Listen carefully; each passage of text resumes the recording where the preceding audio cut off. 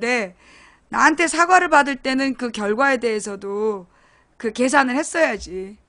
예. 유승민이 이 법안을 안 내면 이제 사기꾼 되는 거지. 그죠? 유승민이 이거를 법안으로 낼 수 있는데 안 내면 그건 사기꾼이야. 예. 유승민이 하겠다고 한 거니까 그냥 하면 되는 거잖아. 예. 기대가 큽니다. 자, 부자 증세에 대해서 우리 유승민 선수가 국회의원으로서 바른정당을 이끌고, 바른정당을 이끌고 부자 증세 법안을 내줄 거라고 강력한 확신이 듭니다. 예, 고맙습니다. 모르고 넘어갈 수 있었는데 우리 문재인 팬들이 물고 늘어지면서 저한테 사과를 요구하신 덕분에 진실을 알게 되었고 이것이 이슈가 된 것 같아요. 예, 자, 그래서 이제 우리 유승민 의원이 언제쯤 부자 증세 법안을 내는지 기대하면서 사드 얘기도 아까 했죠. 네, 사드 얘기했고 오늘 그 다음에 누구야, 임종석의 주사파를 얘기하려면 임종석의 주사파라고 얘기하면서 북한 갔다 온 걸 시비를 거는데, 그러면 너네는 북한 가서 김정일 빨아줬던 박근혜를 왜 대통령 시켰냐? 너네는 박근혜가 북한 가서 그런 짓을 했는데도 대통령 시켜놓고 임종석이는 대통령 비서실장도 안 되냐? 그게 내 주장. 그리고 주사파가 정말로 잘못했다라고 생각되면 주체 사상을 만든 황장엽이를 왜 국립묘지에 묻어놨냐? 묻어 팔아. 예, 요게 내 주장. 예. 그 다음에 유승민이 부자 증세 법안을 언제 내는지, 예, 유승민의 부자 증세 법안이 언제 나오는지 기대감을 갖고 지켜볼게요. 예. 아니, 누가 비꼬았어? 아니, 누가 허위사실을 유포하고 누가 비꼬았어? 아니, 내가 인정했잖아. 너네들은 왜 인정을 안 해? 아니, 내가 조금 아까 사과했는데 사과는 안 들려? 내가 사과한 건 안 들렸어? 아니면 사과는 못 알아들어?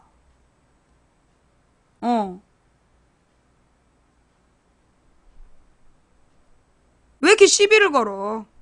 예. 아니, 유승민이, 아니, 내가 사과를 했는데 왜 또 정신승리야? 정신승리라는, 쟤네가 지금 정신승리 중이야? 아니, 너네가 요구한 대로 내가 다 인정했다니까. 유승민이 부자 증세 얘기했다는 거 나는 못 들었는데, 너네가 기사를 통해서 인정해줬으니 내가 인정하겠다. 그러니까 앞으로 그 말에 책임지면 되는 거다. 왜 근데 막 계속 화를 내? 그러니까 왜 화를 내냐고. 내가 웃으니까 기분 나빠? 울까? 아니, 나 진짜 의도한 거 아니야. 나 진짜 몰랐어. 나 진짜 유승민이 그렇게 한 줄 몰랐는데 니네들 덕분에 내가 알게 됐고, 그래서 이제 유승민이 자기 말에 책임지게 하면 된다 이런 얘긴데 왜 화를 내지?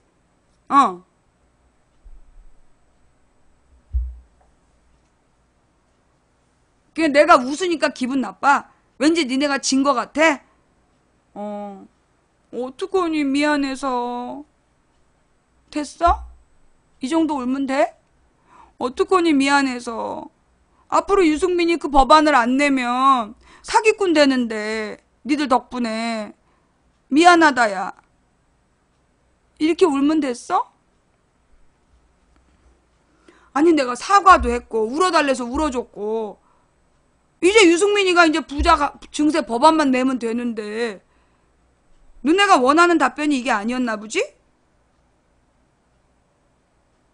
누가 또 유담 욕을 했어? 왜 딴 데로 말을 돌리고 그래?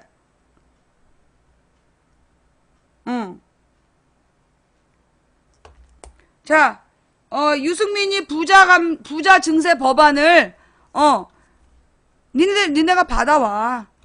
그러면 내가 유승민의 말을 진짜로 믿어주지. 유승민이 만약에 이거를 법안으로 내지 않는다면 이건 어차피 자기가 대통령 될 가능성 없으니까 그냥 문재인을 공격하기 위해서 떠벌린 거 아니냐라고 난 생각해. 왜냐하면 세금 제도에 대해서 법안을 만들 수 있는 권리가 국회의원에게 있습니다. 그치? 그럼 부자 증세 법안을 유승민이 내면 되는 거야. 근데 그 말을 안 낸다면 유승민은 대통령 토론회에 나와서 뻥 깐 거지. 안 그래? 이게 반드시 대통령만 할 수 있는 일이 아니잖아. 지난 10년 동안 유승민은 진짜 뭐 했냐고. 정말로 유승민이 지가 대선 토론에 나와서 저게 진심이었으면 그러면 지금이라도 법안을 내면 돼요.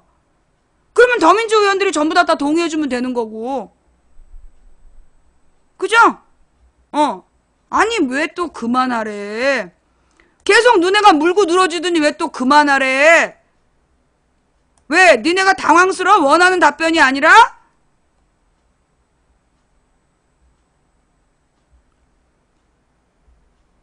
아니 또 문재인은 뭐 했는데가 왜 나와. 더민주에서 법인세 인상을 계속 요구했잖아. 아 이것도 처음부터 다시 할게. 자, 니네가 지금 당황하는 것 같은데 이제까지 더민주에서 법인세 인상하라고 요구했어. 노무현 정부 때로 돌아가야 된다. 그런데 이명박이가 뭐라 그랬어. 이명박이가 조세 수입이 너무나 많기 때문에 내 정확히 그날이 기억나. 2008년에 유승민이 포함되어 있었던 한나라당의 이명박이가 대통령이 돼가지고 법인세를 인하하겠다 그랬어. 그래서 이 민주당 의원들이 반대를 했단 말이야. 왜 반대를 했냐? 지금 세수입이 준다. 그때 이명박이 뭐라 그랬어? 세수입 충분하다. 그러면서 법인세 내릴 때 유승민 뭐 했냐? 그 세수입을 내린 건 이명박이야. 반대했던 게 문재인 소속 정당인 민주당이고. 그런데 유승민이 소속됐던 한나라당이 그 법안을 밀어붙일 때, 한나라당 소속의 국회의원, 대통령이 밀어붙일 때 유승민이 반대했어?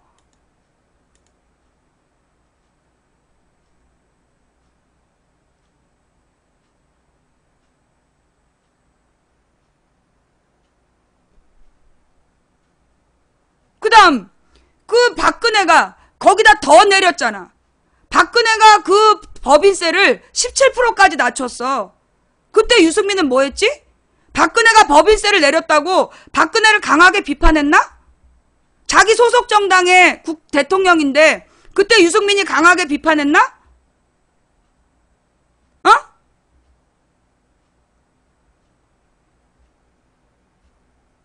지금 누구더러 사과를 하래.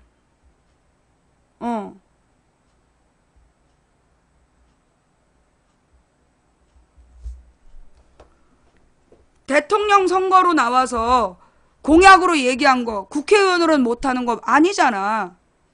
이제까지 유승민이 소속되어 있었던 정당에 박근혜와 이명박이 법인세를 내렸어. 그걸 못 막았어 유승민이. 주요 당직자를 하면서. 유승민이 아마 원내대표 됐을걸? 박근혜 이 법인세 인하를 못 막았잖아.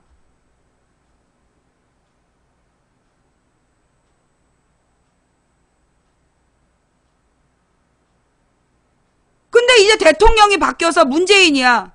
그러면 문재인이 이제 유승민이 그걸 법안으로 요구하면, 그리고 내가 알고 있기는 문재인이 유승민의 의견을 받아들이겠다고 하지 않았어요? 이 후보들의 공약을 좋은 건 받아들이겠다고 했잖아. 그치? 그러면 유승민이 그 요구했던 공약들 그거 이제 실현하면 되는 거야. 이제까지 유승민이 소속된 정당의 대통령들이 반대 방향으로 가서 법인세를 낮춰서 문제였는데 이제 유승민이 협조하면, 유승민과 바른당이 협조하면 당연히 그 방향으로 가야지. 이제까지 그거를 반대하고 못하게 했던 게 새누리당 아니야. 맞지? 초딩이 방송하는 것 같다. 에요? 에이, 네가 초딩이라 말 못 알아듣는 거겠지. 여러분 다 알아듣죠? 예. 지금 내 방송을 보고 초딩이 방송하는 것 같대. 야, 초딩이 이렇게 똑똑하면 걔는 인생을 선곡한지. 그지? 네가 초딩이라서 말귀를 못 알아듣는 거야. 다른 성인들은 다 알아들었는데 왜 너만 못 알아듣고 그래? 자, 좌우지간 이제까지 법인세를 인하했던 거, 그거 유승민이 소속되어 있었던 정당의 대통령 이명박과 박근혜가 한 짓이야. 그러니까 이제 유승민은 자기네 당의 대통령들이 낮췄던 것을 이제 되돌리는 법안을 내면 돼. 그러면은 그때 당시에 이명박 박근혜가 법인세 내리는 거 반대했던 당이 지금 집권했으니 당연히 통과되는 거지. 뭐가 문제야? 내가 왜 처음에 유승민이 그런 말 했다는 걸 못 믿었느냐 하면 나는 이명박이 법인세를 내리고 박근혜가 법인세를 내릴 때 유승민이 저항했다는 얘기를 못 들었어. 나는 이명박이 법인세 내리고 박근혜가 법인세를 내릴 때 그 유승민이 저항했다는 얘기를 못 들었어. 그래놓고 이제 와서 대선 후보로 나와서 자기는 당선 가능성이 없지만 당선 가능성이 있는 문재인한테 그 말을 유도하고, 그래서 만약에 문재인이 그렇게 얘기하면 이봐라 부자들에게 세금을 더 걷겠단다, 그래서 공격하려고 했던 얘기 아니냐고. 그게 아니라면 지금이라도 법안으로 내. 그럼 되는 거 아니야.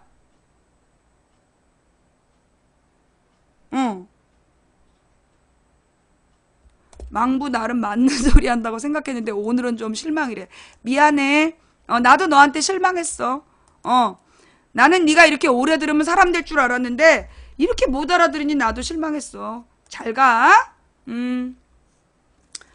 예. 근데요, 사실은 이제 그때 유승민이 뭐였더라? 박근혜한테 까일 때 유승민이 배신의 정치라고 있잖아. 예. 자, 이런 기사가 있네요.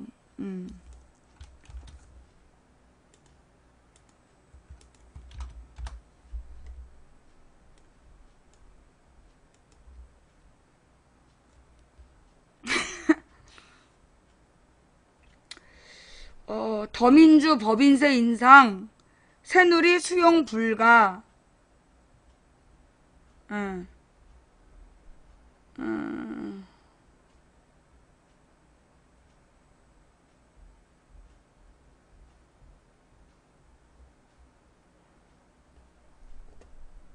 자, 더불어민주당이 영업이익이 높은 법인에 법인세를 더 걷는 것을 핵심으로 한 세법 개정안을 발표했습니다. 새누리당은 법인세를 올리면 제품 가격 인상 등 부작용이 일어난다며 반대하고 나서서 개정안 통과에 난항이 예상됩니다. 더불어민주당이 영업이익이 높은 법안과 고소득자에게 세금을 더 걷는 세법 개정안을 내놨습니다. 법인세 개정안에는 과세 표준이 500억을 초과하면 현재 최고세율 22%에서 참여정부 수준인 25%로 올려 영업이익이 많은 법인이 법인세를 내도록 했습니다. 근데 이제 새누리당은 즉각 반발하고 나섰어요. 예. 기획재정위원회 이현재 의원은 법인세를 인상하면 법인이 실제로 부담을 하기보다 제품 가격 인상 등 부작용이 나타날 수 있다고 지적. 글로벌 기업들이 한국과 중국의 투자 지역을 선택할 때 법인세를 고려하고 있지만 법인세 경쟁력 때문에 외자 유치가 정체되고 있다고 지적. 그동안 대기업 특혜 논란이 일어 조세 감면 조항들을 대부분 폐지해서 현재 실효세율이 19.2%까지 올라 있다며 법인세 부담이 결코 적지 않다고 지적했다. 여하간 접점 찾기가 어려운 가운데 9월 정기국회에서 세법 개정 문제가 주요 쟁점이 될 것으로 보인다. 작년 6월 기사예요. 예. 작년 6월 기사인데 이때 유승민이 새누리당 소속이 아니었나? 이때 유승민은 새누리당 소속이 아니었나? 아니 그럴 수도 있지. 그때 아마 유승민이 총선 때 무소속으로 당선된 다음에 새누리당이 입당시켜달라고 막 시위할 때였어. 예. 그쵸?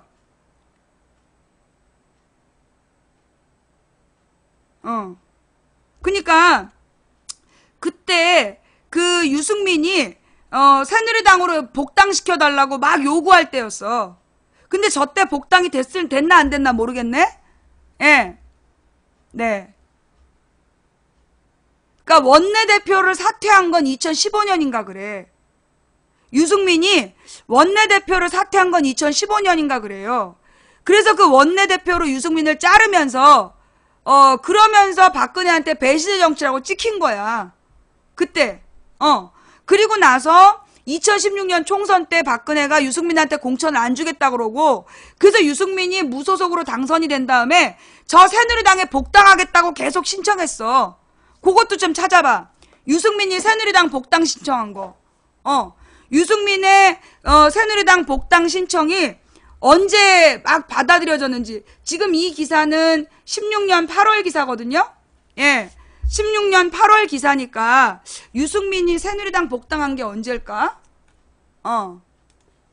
유승민 새누리당 복당 언젠지 좀 찾아봐 줄래요? 검색 잘하는 님들.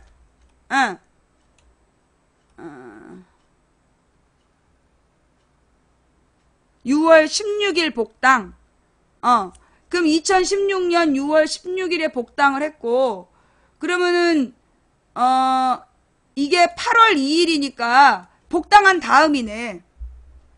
그러니까 유승민이 6월 16일 날 복당을 했고, 이 기사는 8월 2일에 나온 거니까, 예.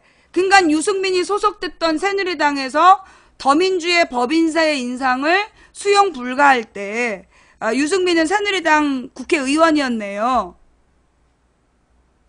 네. 작년에 4월 달에 유승민이 국회의원 당선된 다음에 작년 6월 16일에, 예, 복당시켜달라고 막 요구를 해서 6월 16일에 복당을 했대. 그리고 이 사건이 발생한 건 8월 2일이야. 그러니까 이제 유승민이 이제 새누리당 의원이던 시절에 더민주는 법인세를 인상하겠다고 하고, 이제 유승민이 소속된 새누리당은 반대를 하고 그랬던 거야. 그래서 내가 유승민이 그런 공약을 했을 거라고 상상도 못했어. 예. 그러고 보니까 우리가 이제 이렇게 해서 정리가 되는데, 내가 왜 유승민이 부자 증세를 했다라는 말에 내가 신뢰를 못했냐 하면 저랬다니까. 배신의 정치라고 박근혜한테 찍혀가지고 새누리당 공천을 못 받았는데, 무소속으로 당선된 유승민이 자기는 새누리당으로 들어가야 된다고 계속 우겼다니까. 그래서 새누리당으로 들어간 다음에 더민주에서 법인세 인상하겠다니까 그걸 새누리당이 수용 불가라고 그랬어. 그런데 지금 유승민은 그 새누리당 안에서 저때 가만히 있었던 거 아니야. 그치? 아니 그래놓고 왜 또 여기서 개대중 얘기가 나와.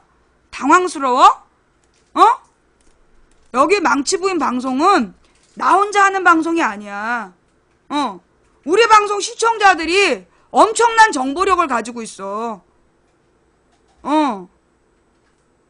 예. 내가 왜 유승민이 그런 공약을 했다고 안 믿었냐 하면, 그 박근혜 비서실장 출신이잖아, 유승민이.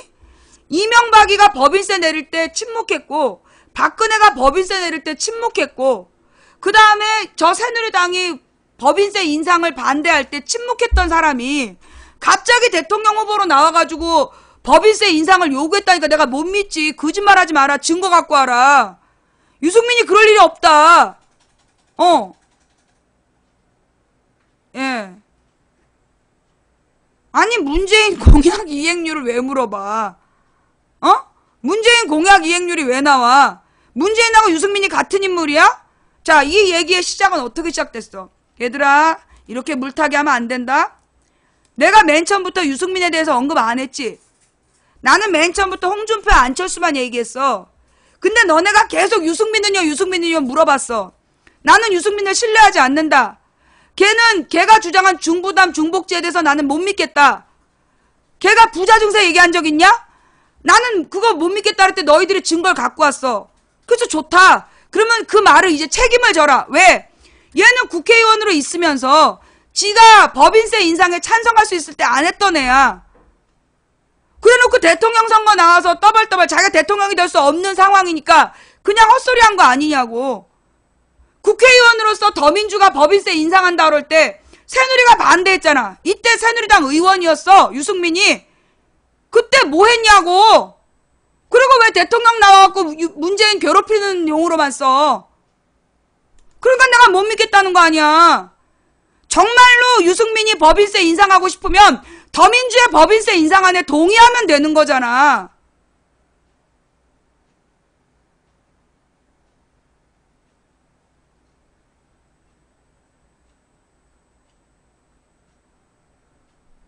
대선 공약이라고 못 믿는 이유가 이거라니까.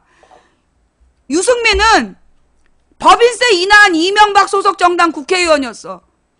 박근혜가 또 거기서 더 깎을 때 침묵했던 정당 국회의원이었어. 그 다음에 더민주에서 법인세 인상할 때마다 반대한 정당의 국회의원이었어. 근데 왜 갑자기 대통령 나와가지고 공약으로 저렇게 해? 그거 진짜 공약 맞아? 그게 진짜 공약이었고 철학이었다면 저때 찬성했어야지. 그때는 반대하고 침묵하고 있다가 대통령 후보로 나와가지고 문재인 공격용으로만 쏜 거 아니야. 그러니까 내가 못 믿겠다는 거지. 너네가 지금 기사로 입증을 했으면 행동으로 책임지란 말이야. 왜 기분 나빠하고 지랄들이야. 주둥이로는 뭘 못해? 살아온 역사가 있는 거지.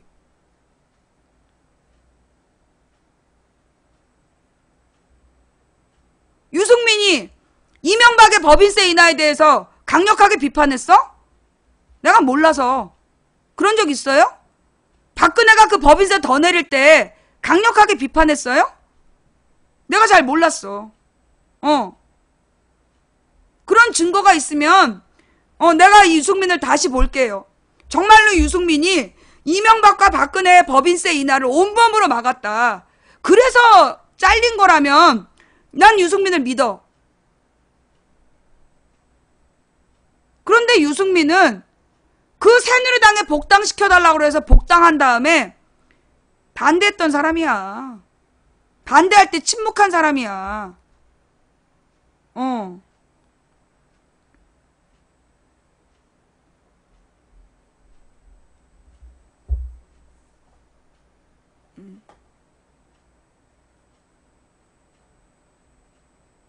진짜 온몸으로 막았어요? 유승민 법인세 인하 저항 있어 진짜? 찾아볼까 한번? 유승민이 이명박의 법인세 인하와 박근혜의 법인세 인하를 비판하고 막 막은 거 있어?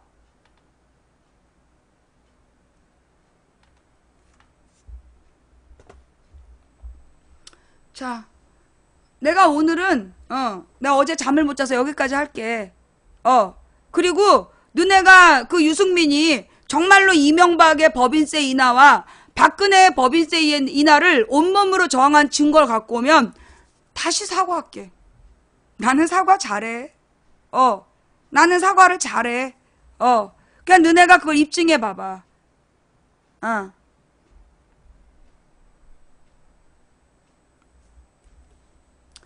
자, 오늘 방송은 여기까지 할게요. 나는 유승민에 대해서 얘기하고 싶지 않았어.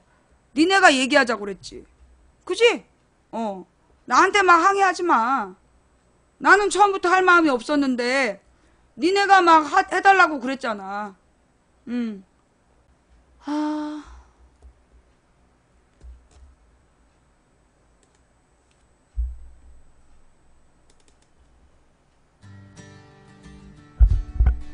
법인세 인상되고 사과하면 누가 이긴 거임? 유승민이 이긴 거지. 나는 내가 100% 옳다고 생각 안 해요. 예. 사람이 어떻게 100% 옳겠어. 나는 내가 늘 틀렸을 수 있다고 생각해. 그래서 나는 사과도 잘해. 근데 니네들이 갖고 온 정보는 절대 안 놓치지. 다음에 또 쓰지. 유승민이 이번에 대선 토론에서 했던 이야기, 왜 새누리당 국회의원일 때 이렇게 공식적으로 못했냐. 나는 물고 늘어지는 자료를 쓸 수 있지.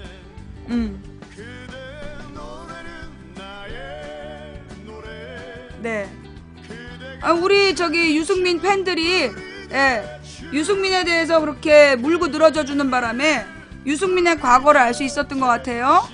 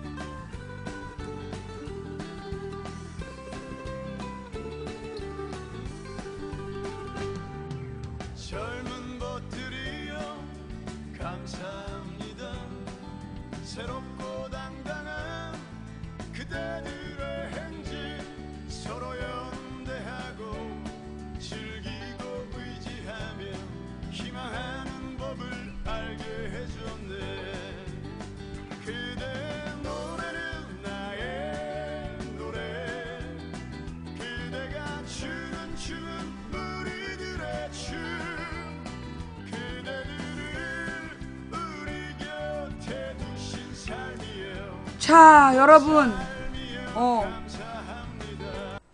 우리 유승민 팬들이요, 중요한 정보를 갖고 왔네요. 네. 14년에 있었던 일인데요. 예. 오늘 내가 저기 성주 가려고 그랬는데, 예. 손잡은 김무성, 유승민, 법인세 인상은 견해차. 유승민은 세금 복지 검토에 성역이 없다.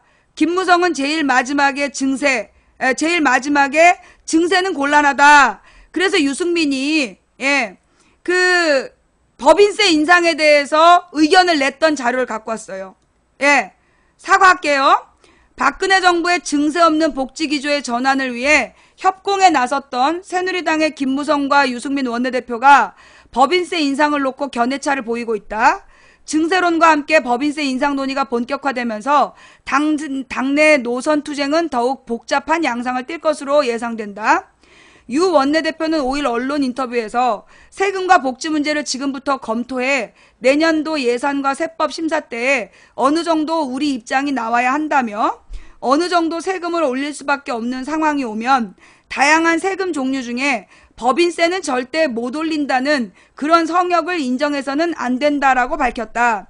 그는 만약 세금을 올려야 된다면 법인세도 성역이 돼서는 안 된다는 입장이라고 거듭 강조했다.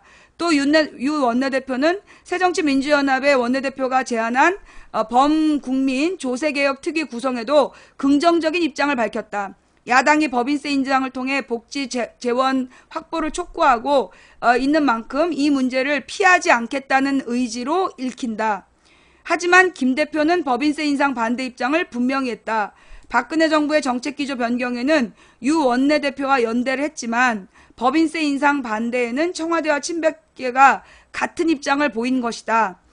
김 대표는 이날 서울 어쩌고저쩌고 해서 이거 김무성의 주장이고 그래서 당내 경제통 의원들의 반대론도 만만치 않다. 박 대통령의 당선인 시절 비서실장을 맡았던 유일호가 법인세율 인상은 부작용까지 감수해야 되므로 적극적으로 반대한다. 현 정부의 대통령직 인수위부터 경제정책 입안에 참여한 것은 그래서 이제 나머지 의원들은 반대했다는 거예요. 예. 나머지 의원들은 법인세 인상에 반대를 했고 그리고 유승민만 뭐라고 얘기를 했냐면 우리 입장이 어느 정도 나와야 된다. 법인세는 절대 못 올린다는 성역을 인정해서는 안 된다. 세금을 올려야 한다면 법인세도 서격이 돼서는 안 된다는 입장이다라고 거듭 강조했다. 그러니까 이제 유승민이 원내대표를 잘린 이유가 이것일 수도 있겠네요. 예.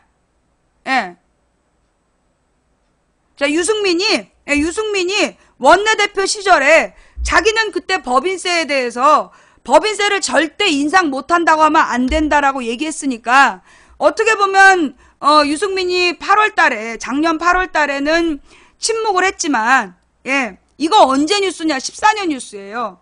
14년에 유승민이가 이제 원내대표가 됐을 때야. 유승민이 원내대표가 됐다가 15년이구나. 15년에 원내대표 시절에 이런 입장을 가졌다가 잘려. 그래서 공천을 못 받아. 그래가지고 무소속으로 당선된 다음에 작년 6월 달에 새누리당에 다시 복당을 해. 다시 복당을 하고 8월 달에 새누리당에서 반대할 때는 유승민이 뭐 했는지 알 수 없어. 그러나 적어도 15년에는 15년 2월 달에는 그 법인세는 절대 못 올리면 안 된다라고 얘기했네요. 예. 그러니까 유승민이 15년에 법인세는 절대 인상할 수 없다라고 못 박으면 안 된다. 저 말은 법인세를 꼭 올려야 된다라고 얘기한 건 아니야. 저 말은 법인세를 꼭 올려야 된다고 얘기한 건 아니었어. 그렇지만 어쨌거나 유승민은 법인세를 올려야 된다라는 마인드를 갖고 있었다는 증거는 되네요. 예. 그러니까 이 유승민이가 법인세를 반드시 올려야 된다라고 못 박지는 못했어. 그러나 유승민이 법인세를 올려야 된다는 얘기를 15년은 했었단 얘기야. 그러다 원내대표 잘리고 무소속으로 당선된 다음에 새누리당에 들어가서는 새누리당이 그거 반대할 때 침묵했나 보지. 15년, 그래도 15년에 저렇게 자기가 원내대표일 때, 어떻게 보면요, 이거 솔직히 내가 유승민에 대해서 몰랐던 부분이야. 유승민이, 이 법인세에 대해서 그래도 자기 의견을 저렇게 내고 있었다라는 거를 주목해서 보지 않았어요. 왜 그러냐 하면, 나는 이제 유승민을 별로 신뢰를 안 했기 때문에, 박근혜 비서실장 출신이라는 이유로, 지금 저게 자기 정치하고 쇼하는 거라고 내가 봤기 때문에 별로 안 믿었어.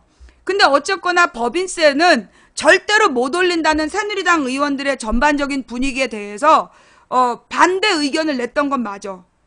이 정도면. 그죠? 예. 그러니까 유승민이 원내대표일 때 그 법인세는 절대 못 올린다라고 확정하면 안 된다. 그 말은 어떻게 보면 만약에 이제 유승민이 개인 의원이라면 더 크게 얘기할 수 있었겠죠. 근데 원내대표이기 때문에 다른 의원들의 의견을 모아서 얘기해야 되는 입장이야. 그러니까 이제 유승민이 저때 저 정도 얘기했다는 건 그래도 나름 법인세를 올려야 된다라는 법인세를 인상 대상에 넣어야 된다라고 오래전부터 얘기했다는 거네. 예. 그러니까 오늘의 결론, 유승민이 법인세를 절대 못 그러니까 올리면 안 된다는 건 아니다. 그건 인정할 수 있어. 유승민이 원내대표 때 법인세를 절대로 못 올린다는 일반 새누리당 의원들하고 의견의 차이가 있었던 것은 맞는 것 같다. 예. 근데 그걸 구체적으로 강하게 밀어붙이진 못하고 원내대표에 잘렸죠. 예. 그래서 이제 결론은, 그리고 나서 문제는 유승민이 작년 6월 달에 새누리당으로 기어들어갔고 새누리당에서 법인세를 반대할 때 가만히 있었다는 거죠. 새누리당에서 더민주의 법인세 인상을 반대할 때 그때 가만히 있었다는 거야. 일관되게 싸웠어야 됐는데 그러니까 원내대표 할 때는 법인세 인상도 고려해야 된다라고 얘기했지만 나중에 작년에 국회의원으로 무소속 당선돼갖고 새누리당으로 다시 복당시켜달라고 해서 들어간 다음에는 침묵했다는 거지. 예. 그러니까 겨우 복당했으니까 이제 그 세력에게 덩달아 갔겠죠. 그죠? 예. 그리고 이제 이 유승민이 근데 유승민이 양심이 있으면 당연히 이랬어야지. 유승민이 사실은 이제 합리적 보수라고 볼 수 있어.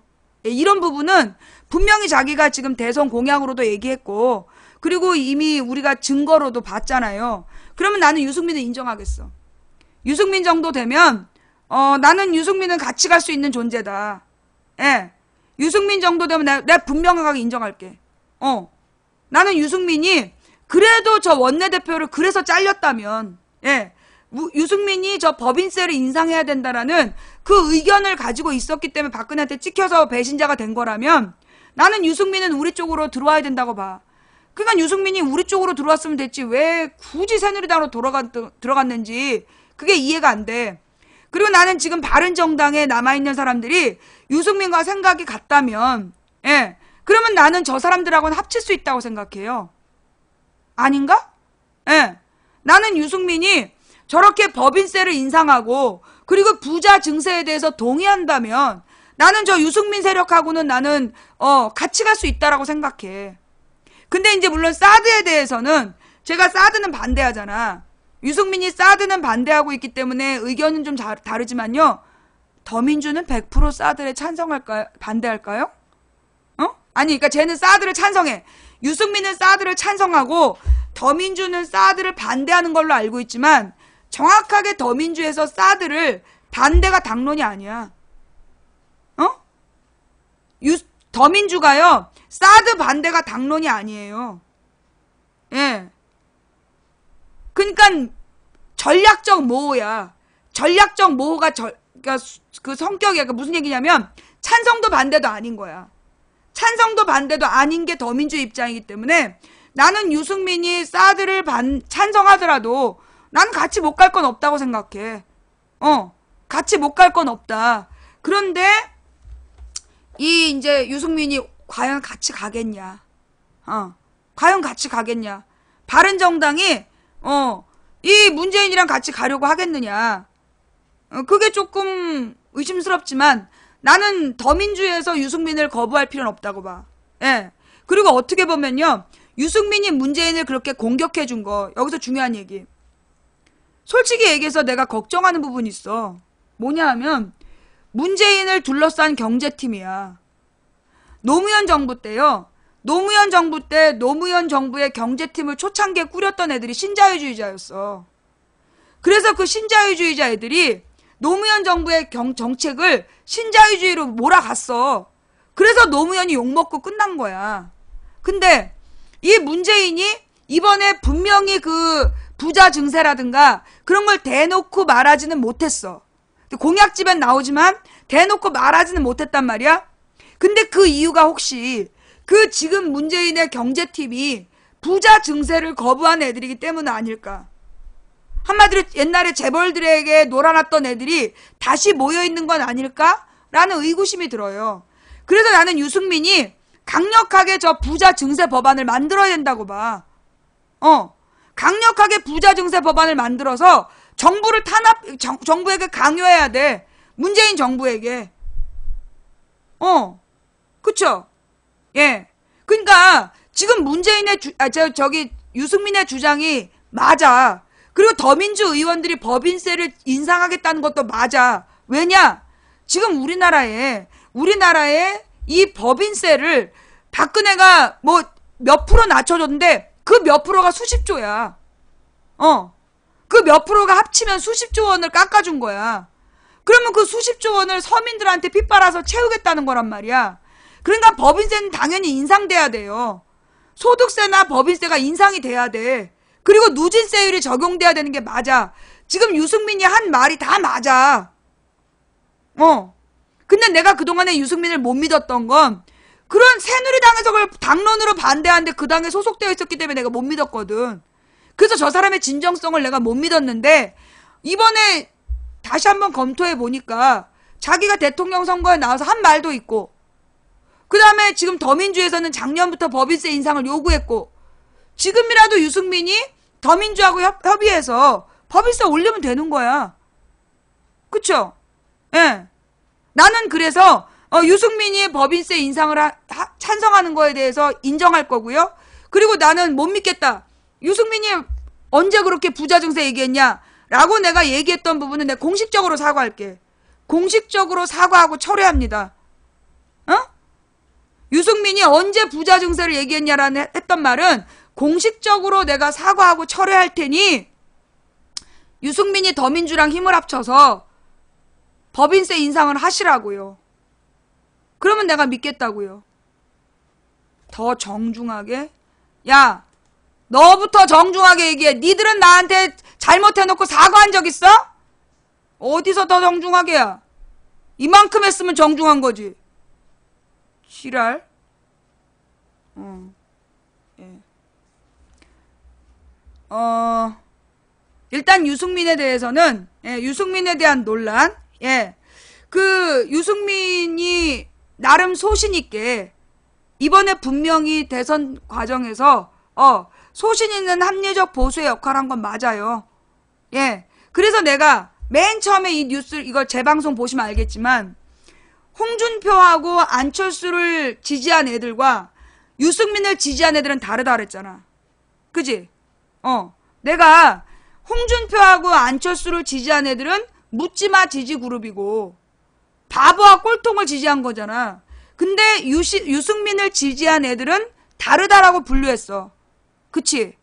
그 이유가 뭐냐면 나는 유승민은 못 믿어도 그 지지자들이 했던 말을 믿었던 거야. 그 지지자들이 주장하는 합리적 보수의 길, 그게 필요해. 그래서 나는 안철수보다 유승민 쪽으로 힘이 보태지길 바랬는데 그게 아니라 이제 안철수가 3등한 거 아니야.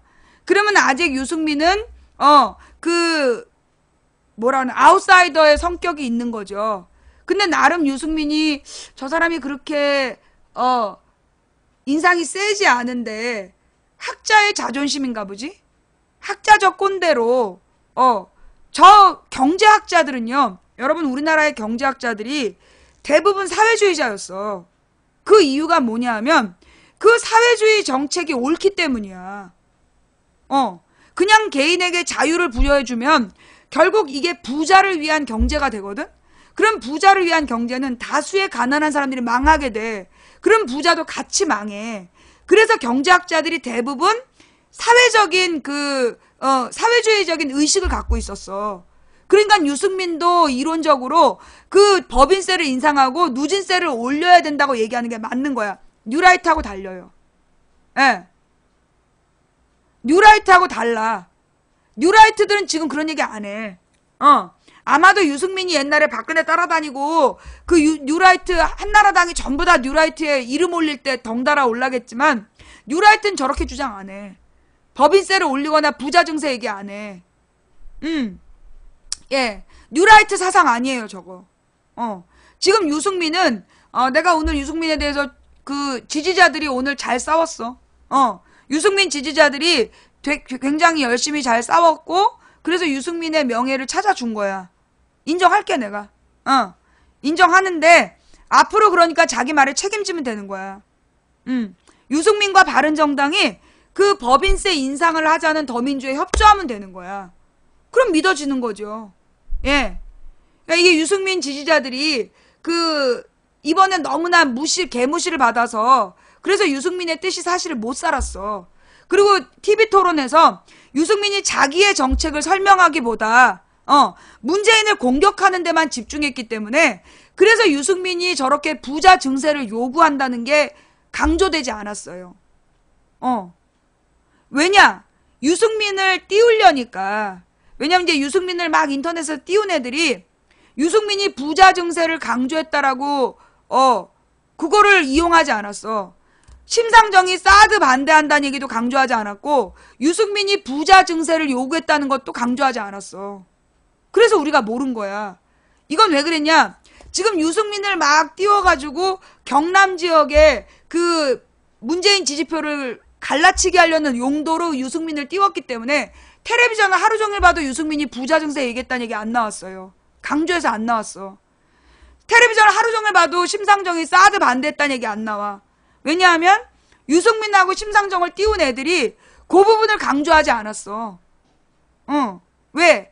그 강조했던 애들의 목적은 문재인을 떨어뜨리는 거였고 그러니까 내용적으로 그 부분을 강조하지 않은 거야. 심상정 춤추는 것만 나왔고 유승민이 문재인한테 북한이 주적입니까? 묻는 것만 나왔어. 그치?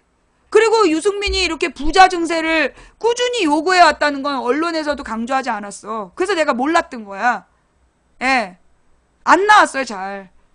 왜냐하면 이제 유승민 파리를 하는데 유승민 파리를 하는 애들이 그 부분을 팔면 자기네들 철학과가 안 맞기 때문이지. 심상정을 띄우면서 사드 반대 얘기 안 하고 유승민을 띄우면서 부자 증세 얘기를 안 했기 때문에 내가 전혀 몰랐어. 나는 유승민이 북한이 주적이냐 그 얘기만 한 것밖에 몰랐어. 그게 강조됐기 때문에. 하루에 수십 번씩 유승민이 북한이 주적이냐 그 얘기만 나왔지 부자 증세를 요구하는 부분은 안 나왔어요. 예. 자, 어쨌거나 나는 이제 이 유승민의 공약이 이 대선 공약이 밝혀졌기 때문에 나는 유승민이 충분히 그걸 실행할 수 있다고 봐. 바른당에서 바른당하고 더민주하고 정의당하고 법안 내면 돼. 국민의당이랑. 그쵸? 뭐가 문제야? 하면 돼. 법안을 내고 통과시키면 되는 거야. 이제까지 지금 자유한국당 출신의 의원들이 반대해서 못한 거잖아. 그럼 바른정당이 지금 나와 있으니 바른정당이 지금 정책적으로 이 법인세 인상을 법안으로 통과시키면 돼요. 그러면 지금 바른당 몇 명이지? 바른당에 지금 한 열 몇 명 되죠? 그 다음에 국민의당하고 더민주가 합쳐지고 정의당 5명인가 6명? 그 다음에 바른정당이 10명만 합쳐도 이거 법안 통과돼. 바른당이 20명이야. 야, 그럼 20명. 정의당이 몇 명이야? 6명? 그 다음에 국민의당에서 30몇 명 되잖아. 국민의당 30몇 명. 그리고 더민주 120명. 합치면 이거 충분히 다 통과되지. 예. 그러면 다 합치면 몇 명이야? 176명. 4명만 땡기면 되겠네. 예. 예. 180석에서 지금 4명이 모자란데요. 예. 이런 법안은 176명도 통과시킬 수 있어. 180석은 뭐가 필요하냐면 그 국회 선진화법을 바꿀 때 필요한 숫자일걸? 예. 예. 하여간 그래서 이 유승민이 대통령 공약에서 떠들었던 게 진심이었다면 나는 법안으로 충분히 나올 수 있다고 믿어요. 근데 법안을 안 낸다면 그거는 뻥인 거지. 사기친 거지. 그지? 정말로 유승민이 그 법인세 인상이 진짜 핵심 공약이었다면 법안으로 내는 거지. 지금 더민주에서 계속 법안으로 냈는데 거절해왔잖아, 새누리당이. 근데 새누리당에서 분당해서 나왔고 이제 뭐 왜 못해? 맘만 먹으면 할 수 있지. 발의하면 되는 거야, 법안을. 예. 그러니까 이제 유승민이 이 지금 공약으로 내세운 내용들은 사실은 이제 이 뭐라 그러나 합리적 보수표를 끌어들이기 위한 내용들이고, 그러니까 여러분 있잖아요, 보수하고 진보를 그렇게 딱 획정할 수 없어요. 우리가 당신은 보수입니까 진보입니까 자꾸 물어봐. 그게 국정원에서 하는 짓이야. 그래서 보수냐 진보를 선택하게 하는 거야. 그러면서 보수는 새누리당 찍고 진보는 새누리당 안 찍는다, 그런 구도로 가는데 그 기준이 잘못됐다니까. 보수가 왜 새누리당을 찍어? 새누리당은 보수가 아니야. 보수의 기본은 도덕성이에요. 도덕성이고 사회 제도와 법을 지키는 거야. 지금 홍준표가 지켰어? 새누리당이 지켰어? 안 지켰잖아. 걔네가 왜 보수야? 그러니까 진보와 보수라는 그 개념을 강요하는 것부터가 작전이야, 쟤네가. 자, 근데 우리 국민들에게는요, 보수하고 진보의 마음이 둘 다 공존해요. 사회적인 질서를 안정적으로 발전시키고 싶은 마음과 잘못된 건 개혁하고 싶은 마음이 공존하잖아. 그러니까 우리는 보수적인 성향과 진보적인 성향이 공존하는 거야. 그러면 그걸 갖다가 다시 무슨 중도라고 따로 나눌 수가 없어. 우리는 때에 따라서 선택하는 거야. 어떤 거는 진보적인 정책을, 사회복지제도는 진보적으로, 그 다음에 뭐 안보정책은 보수적으로 사안별로 선택하는 거야. 그러니까 우리가 보수하고 진보를 양분할 수 없는 거야. 근데 저 새끼들은 그 양분하라고 강요하고 있는 거야. 문유라가 누군데? 문유라가 누구야? 너 이거 선거 저기 뭐야? 아, 선거가 끝났구나. 그냥 너는 강퇴야. 아, 문준용한테 제 주면 너가 그 저기 명예훼손으로 걸리겠다. 예? 자, 그러니까 우리가 중도라는 얘기, 중도가 따로 있는 존재가 아니에요. 그러니까 어떤 거는 보수에게 동의하고 어떤 건 진보에 동의한다는 거야. 그러니까 우리 마음에는 보수하고 진보가 공존해요. 예.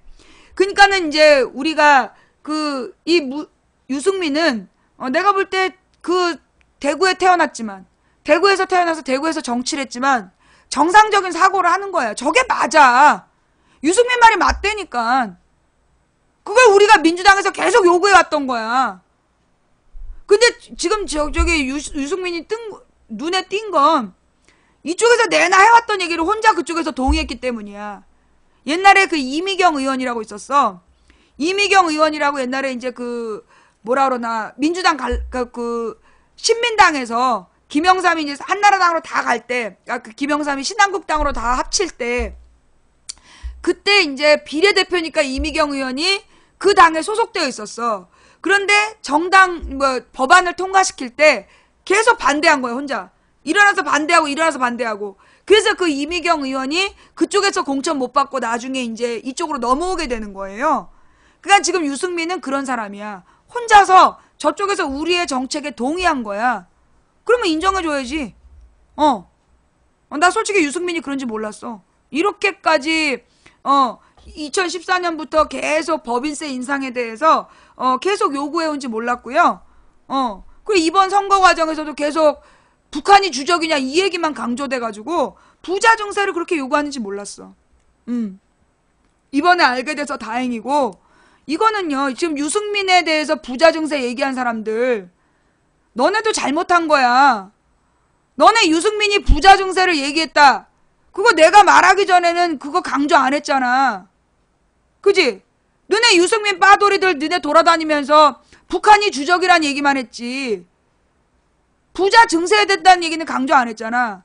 그러니까 내가 못 들었지. 너네가 맨날 북한이 주적이란 얘기만 하니까. 김일성 묘지가 우리나라 국립묘지에 있니? 아, 이 또라이는 진짜.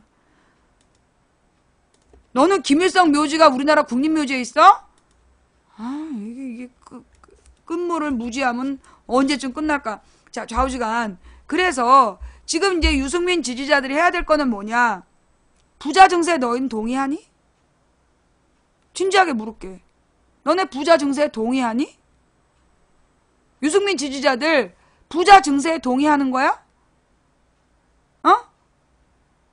오케이. 그럼 우리는 한 팀이야. 우리는 한 팀이야. 여러분 있잖아요. 적군이 주장했기 때문에 끝까지 반대한다. 그렇게 무식한 게 없는 거야. 토론이라는 건 내가 잘못한 걸 인정하고, 내가 지금 유승민 지지자들이랑 토론했잖아. 내가 몰랐다. 너의 말을 들으니까 내가 인정한다. 그리고 너는 그러면 부자 증세 동의하니? 동의한대. 그럼 우리는 한 팀이야. 이게 합의라는 거예요. 예, 이게 합의야. 우리는 지금 유승민 지지자들과 합의를 본 거야. 뭐를? 부자 증세. 요게 토론이에요. 토론이라는 건 자기 주장을 막 하는 게 토론이 아니야. 그래서 내 거에 잘못된 걸 인정하고 상대방의 얘기를 진지하게 듣고, 그래서 우리가 그러면 동의할 수 있는 최소한의 것에 합의점을 찾는 거거든. 그럼 우리는 지금 유승민 지지자들과 동시에 부자 증세에 대해서 동의한 거야. 그러면 이거를 우리가 유승민 지지자들과 그 더민주 지지자들이 이거를 문재인에게 강력하게 요구하는 거야.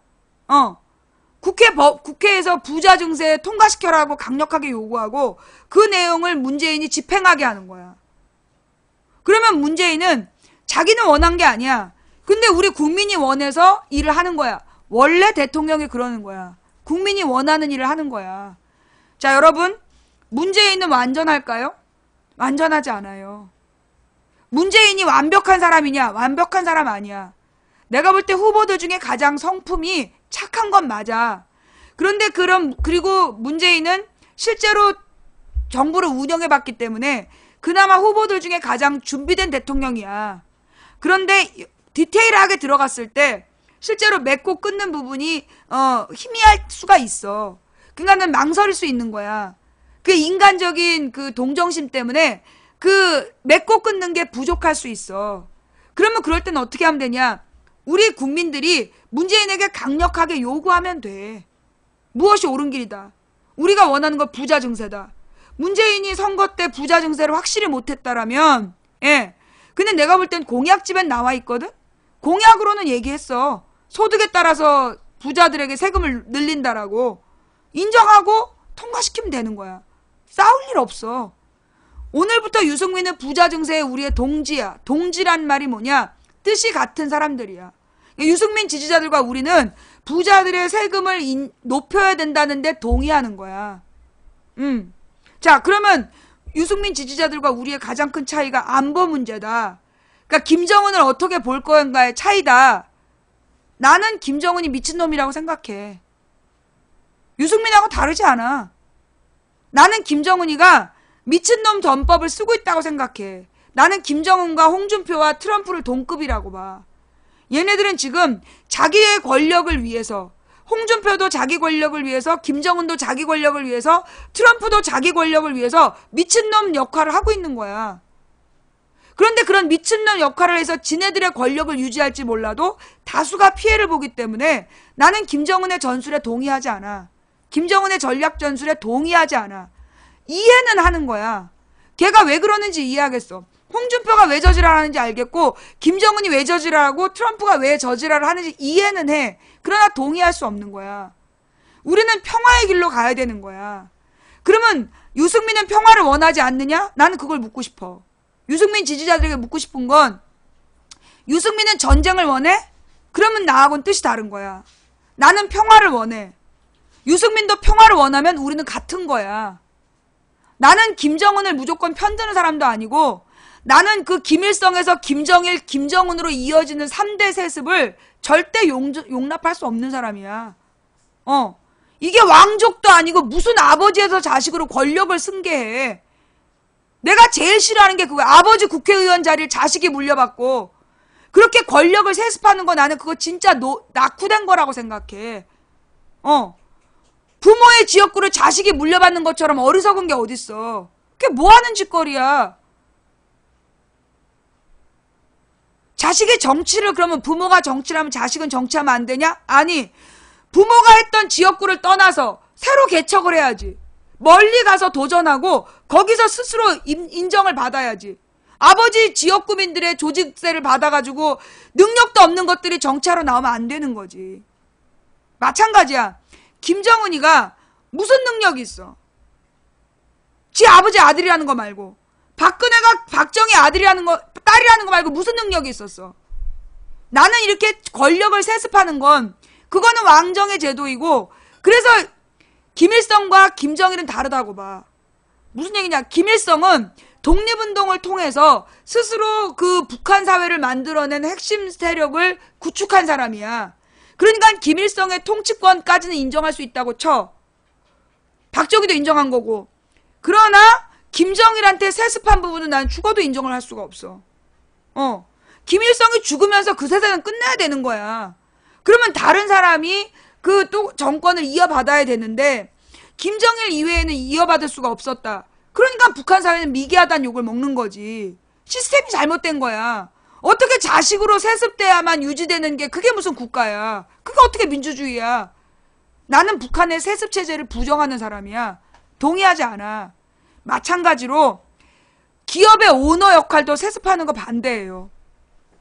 이건희 자식 이재용이 무슨 능력이 있어서 오너 자리를 세습해. 야, 너 어디 가냐? 아빠가 돼가지고. 갔다 와. 그러니까 북한에서 김일성, 김정일, 김정은이 세습하는 게 말이 안 되는 것처럼 그거 누구야? 이병철, 이건희, 이재용으로 이 정권 경제적인 CEO 역할을 세습하는 것도 말이 안 되는 거야. 주식은 세습할 수 있어. 주식은 세습할 수 있는데 아니 CEO 역할을 어떻게 세습을 하냐고.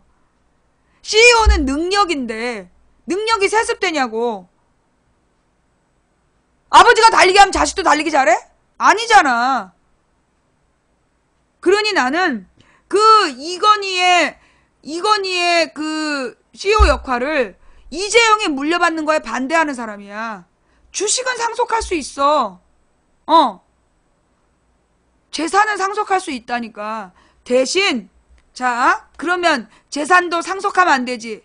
정말 그렇게 생각해? 어이 초맨이, 그럼 재산도 세습하면 안 되죠? 진짜 그렇게 생각해? 나는 동의하는데. 나는 재산 세습하는 거 반대해. 정말 나랑 뜻이 같은 거야? 재산이 능력 아닌가요? 그거는 정유라의 주장이지. 여러분, 상속에 대해서 얘기할게요. 원래 이 자본주의 사회에서 상속은 어디까지만 인정됐는지 알아요? 절반까지만 인정됐어요. 원래 자본주의 체제는 상속을 절반만 했어, 자식에게. 그리고 그 절반을 자식들한테 다 쪼개서 나눠주고 나머지 절반은 나라에 세금으로 내는 거였어. 그게 맨 처음에 자본주의가 만들어진 원리야. 왜? 그 부모의 재산을 자식이 물려받아서 돈을 낳으면 안 된다는 게 자본주의 원리야. 자본주의 원리의 기본은 뭐냐면 개인의 능력에 따라 발전할 수 있는 시스템이거든. 그런데 재산을 가지고 출발하면 그거는 다른 거잖아. 그래서 우리 어렸을 때는요, 미국이나 유럽은 부모들이 딱 20세까지만 키워. 그리고 20세가 되면 알아서 집을 떠나야 돼. 그래서 자기네들이 주급받아가지고 그래서 방세 내고 독립을 해서 사는 거야. 그래서 연인도 지 맘대로 만나는 거고, 그래서 서양에서는 부모가 자식의 결혼에 관여하지 못했어. 그게 다 자본주의의 원리에서 나온 거야. 부모가 자식에게 세습한 재산을 상속하는 걸 안 좋게 생각하고 자식은 부모의 재산을 상속받을 생각하지 않고 스스로 자수성가해야 된다. 그게 원래 자본주의 정신이야.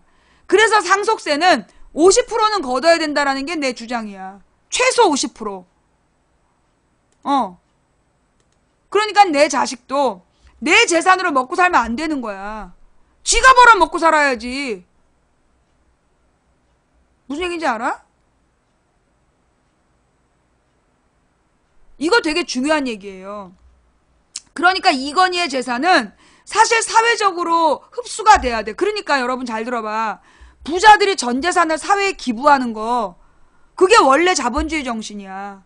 그래서 부자들이 그 재산을 사회에 기탁하고 그러면 그 사회가 또 다른 일자리를 만들고 그래서 또 많은 사람들이 먹고 살 수 있게끔 하는 게 자본주의가 공존할 수 있는 원리예요.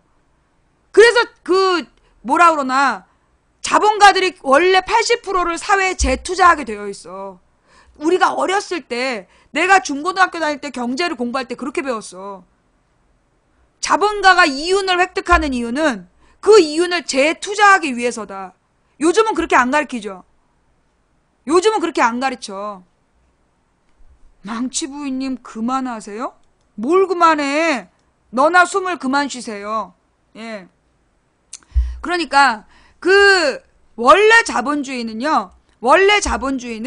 이윤을 획득해서 그걸 사회적으로 재투자하는 게 원칙이었어. 그래서 이윤을 늘리는 걸 제한하지 않은 거야. 이윤을 제한하지 않은 이유가 뭐냐면 그 이윤을 개인이 소유하는 게 아니라 이윤을 획득하여 그걸 재투자한다. 우리 어렸을 때 그렇게 가르쳤어요. 지금은 그걸 안 가르쳐. 그지? 내가 경제 교과서를 가르쳐 보니까 그렇게 가르치지 않더라고. 우리 어렸을 때는 우리가 중고등학교 때 배운 경제 교과서에서는 자본주의 원리를 그 자본가는 이윤을 획득하고 노동자는 임금을 획득하고 정부는 세금을 획득을 해. 그런데 이걸 서로 돌리는 거야. 돌리는데 이 자본가는 그 이윤을 사회에다 재투자를 해서 일자리를 창출하는 게 자본가의 목적이야. 자본가가 존재하는 목적은 일자리를 창출하기 위해서야. 재투자. 그렇게 가르쳤어. 그게 경제예요. 그게 1970년대, 80년대의 경제학 이론이었어. 그런데 90년대에 신자유주의 이론이 지배한 다음에 그 경제의 재투자 부분이 사라진 거야. 안 가르치는 거야. 그러면 자본주의가 망하는 거야. 지금처럼. 전 세계 경제가 침체됐잖아. 그 이유가 뭐냐면 자본주의의 원리 중에 그걸 싹 지웠기 때문이야. 재투자. 원래 자본주의가 선순환이란 말이 있고 악순환이란 말이 있어. 들어봤죠? 선순환이란 말이 있고 악순환이란 말이 있는데 내가 경제를 공부했던 80년대는 그때가 수정자본주의 시대였어. 수정자본주의 이론을 세계가 공유할 때라서 나는 경제를 그렇게 배운 거야. 그래서 우리가 배운 경제학에서는 이윤을 그러니까 이윤을 벌어들인 자본가가 그 이윤을 재투자해서 공장을 짓고 일자리를 만들어야 된다라고 배웠어. 그런데 그게 이제 90년에 사회주의가 몰락한 다음에 신자유주의 체제, WTO 체제가 확립된 다음부터는 그렇게 얘기를 안 하는 거야. 자본의 재투자 부분이 사라졌어. 자본의 재투자를 절대 강조 안 해. 그러면서 세계의 부자들은 더 부자가 된 거야. 빈부격차가 심해진 거야. 90년대 이후에. 1990년대 이후에 부자들은 더 부자가 되고 가난한 사람들은 더 가난해졌는데 이게 어떤 문제를 갖게 됐느냐 하면 나중에 빈부격차가 심해져서 가난한 사람들이 경제 능력을 상실하게 돼. 그러자 부자들의 부도 허물어지는 거야. 그래서 중산층이 무너진 거야. 중산층이 허물어지고 그 다음에 나중엔 이 부자들도 위협받는 거야. 예. 그러니까 맨 처음부터 사회주의가 나온 이유가 뭐냐 하면 공산주의 사회주의가 나온 이유가 뭐냐 하면 그 1800년대 말까지 그러니까 1700년대부터 1800년대까지 자본주의가 나와. 그래갖고 막 공장을 지었고 돈을 벌었어. 근데 이제 얘네들이 돈을 가만히 벌다 보니까 그 임금을 주는 게 아까운 거야. 그래서 이제 공장에서 일하는 노동자들을 점점 연령을 낮춰. 남자를 여자로 바꿨다가 여자를 애로 바꾸고 청소년을 더 어린 애로 바꾸면서 임금을 점점점 줄인 거야. 그러자 각 가정이 소비 능력을 상실하게 돼. 그러니까 나라 안에서 안 팔리는 물건을 수출하기 위해서 무역을 하러 간 거야. 그래서 식민지를 확보하고 거기다 팔아먹었던 거지. 그런데 식민지에도 돈이 한정되어 있잖아. 그러니까 이제 이 식민지에다 팔 수 있는 한계가 있으니까 다른 식민지를 얻어야 되겠다. 그래서 식민지 전쟁을 하게 되는 거야. 그게 1차 대전이야. 식민지를 뺏어먹기 위한 전쟁이 1차 대전. 그러다가 1차 대전으로 패전국의 식민지를 갖고 왔는데도 경제 문제가 해결이 안 되는 거야. 그때까지 원인을 모른 거야. 자기네들이 임금을 적게 줘서 빈부격차가 심해지고 임금을 적게 주는 게 경제를 망친다는 걸 몰랐어. 그러다 1929년에 대공황이 일어나고 2차 세계대전이 벌어진 다음에 깨달은 거야. 뭐가 잘못됐구나. 그때 케인즈라는 사람이 38년도에 수정자본주의 이론을 내는 거야. 이대로 가면 자본주의는 멸망의 길을 간다. 그러니까 이제 공산주의 이론이 나온 이유가 이렇게 빈부격차가 심해지면 일자리를 잃은 노동자들이 혁명을 일으켜가지고 공산주의 독재를 하게 된다라는 마르크스 이론이 나왔어. 그러니까 그걸 보고 이 케인즈가 그러면 안 되겠다 싶어서 공산주의의 확산을 막기 위해 나온 이론이 수정자본주의 이론이야. 그래서 그 수정자본주의 이론이 그러니까 자유주의, 완전 자유주의하고 사회주의의 중간 형태인 거지. 그래서 생산은 자본주의적으로 하고 분배는 사회주의적으로. 그래서 빈부격차를 줄이는 방식으로 했던 게 그게 수정자본주의예요. 근데 그 수정자본주의를 해가지고 공산주의를 이겼어. 수정자본주의로 특정인의 이름을 불러서 블랙이야. 네. 그래서 이제 그 수정자본주의가 공산주의를 이겼어. 그래갖고 80년대 말 90년대 초에 사회주의가 몰락하는 거야. 그리고 난 다음에 신자유주의가 나타나. 신자유주의가 지배하게 돼, 세계를. 그 뒤에 국가 간의 빈부격차가 심해지고 나라 안에서도 빈부격차가 심해지는 거야. 그래서 가난한 서민 대중들이 정보로부터의 소외가 나타나. 그게 90년대 이후에 나타난 거야. 정보로부터 소외되고 그 다음에 이 가난한 사람들이 저임금에 시달리고 일자리가 불안정해지고 그러면서 이 나라 경제가 불안정해지면서 침체가 되는 거야. 소비력을 상실해서. 그래서 지금 전 세계에 소위 트럼프 지지자, 에르도안 지지자, 두테르테 지지자, 박근혜 지지자들의 공통점이 뭐냐면 특히 젊은 그 지지자들, 나이 든 사람하고는 달라. 젊은 지지자들의 공통점이 뭐냐? 일자리가 불안정한 사람들이야. 한마디로 뭐라 그러나 긍정적으로 사회생활 못하는 사람들이 박근혜나 이 홍준표나 그리고 트럼프나 두테르테나 에르도안을 지지하는 거야. 예. 근데 옛날에 나치도 그랬어. 이탈리아의 파시즘도 그랬고 박정희도 그랬고. 그래서 박정희 시대 때 젊은 20대 군인들한테 베트남으로 가라고. 그래서 그 직장도 없는 젊은이들이 그 베트남 가서 돈 벌겠다고 베트남으로 갔던 거야. 그건 아닌 것 같은데 뭐가 아니야? 뭐가 아닌데? 박근혜 지지자들의 특징? 박근혜 지지하는 젊은 애들 중에 똘똘한 애들 봤어? 없어. 박근혜를 지지했던 그 애들의 공통점이 뭐냐면 직업이 불안정한 애들이야. 박근혜와 문재인이 뭐가 같아? 네가 사람 보는 눈이 없는 거지. 너하고 홍준표는 같아도 박근혜와 문재인은 다르지.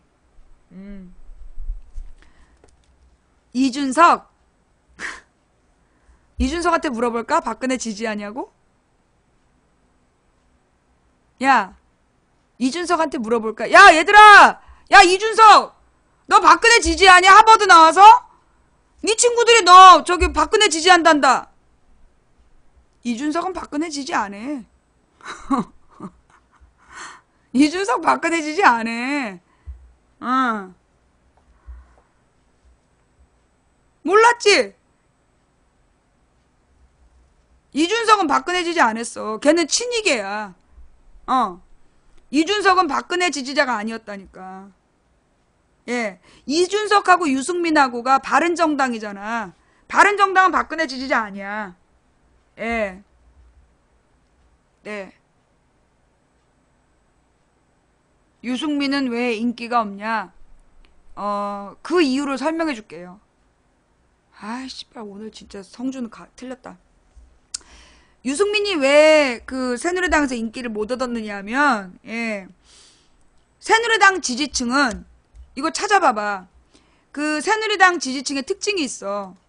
원래 새누리당 지지층이, 그러니까는, 아니, 정확하게는 이명박 박근혜를 찍었던 사람들. 이명박 박근혜를 찍은 사람들의 공통점이 뭐였냐면, 나이가 많고,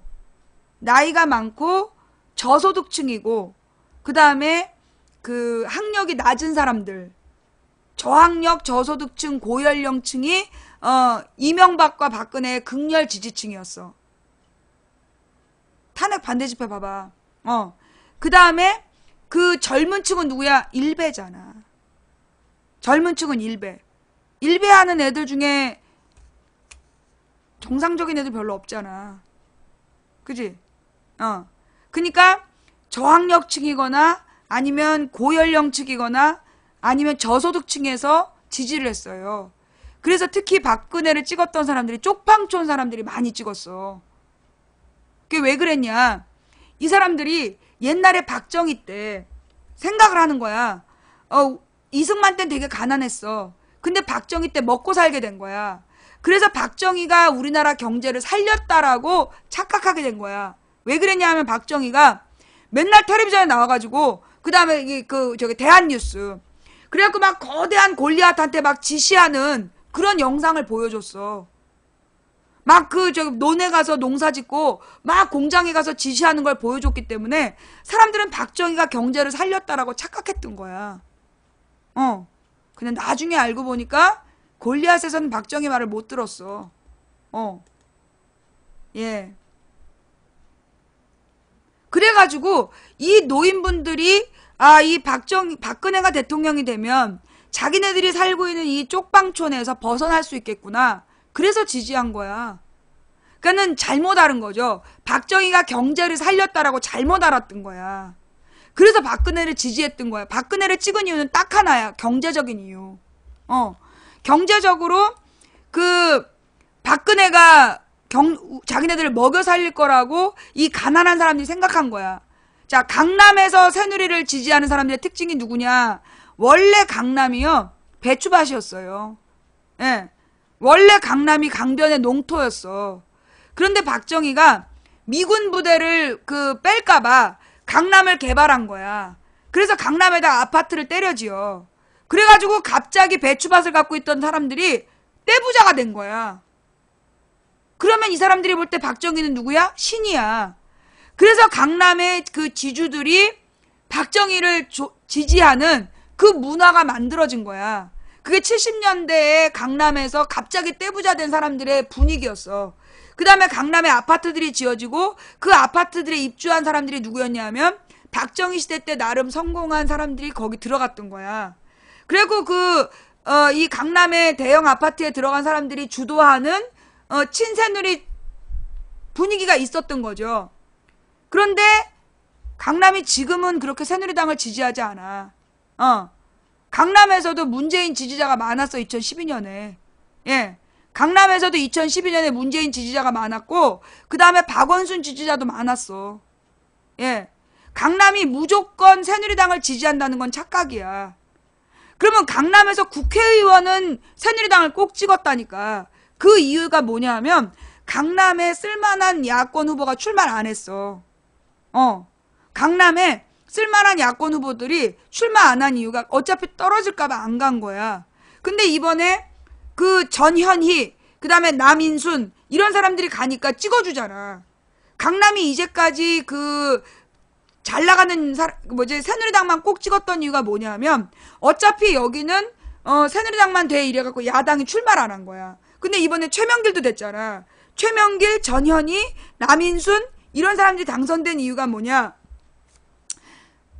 강남 사람들도 기다린 거야. 뽑을 만한 자격이 있는 사람들이 오길 기다린 거야. 그동안에 강남에 출마했던 사람들을 버리는 카드였거든. 다른 데 출마를 공천을 줄 수 없는데 공천 달라고 막 우기는 사람들한테 거길 준 거야. 근데 딱 보면 남자 최명길 이번에 국민의당인가로 갔던 애. 그 김한길 따라가네. 아니 김종필 아니 누구지? 김종인 따라서 탈당한 최명길 남자 의원이 있어. 김한길 부인 말고 김종인 따라간 최명길. 걔도 강남에서 당선됐어. 그게 뭐냐? 이제까지 강남에 국회의원으로 쓸만한 애를 공천 주지 않았기 때문에 새누리당이 다 당선됐던 거였고, 실제로 박원순 지지표나 문재인 지지표가 강남에서 많이 나왔어. 그걸 여러분이 다 몰랐던 거야. 그 다음에 이 사람들은 박근혜를 지지하냐? 아니라니까. 그간 정치를 잘 모르는 사람들이나 박근혜를 지지했고, 그 다음에 박근혜를 2012년에 지지했던 사람들 중에 여자들이 많았어. 여자들은 왜 박근혜를 지지했느냐 하면,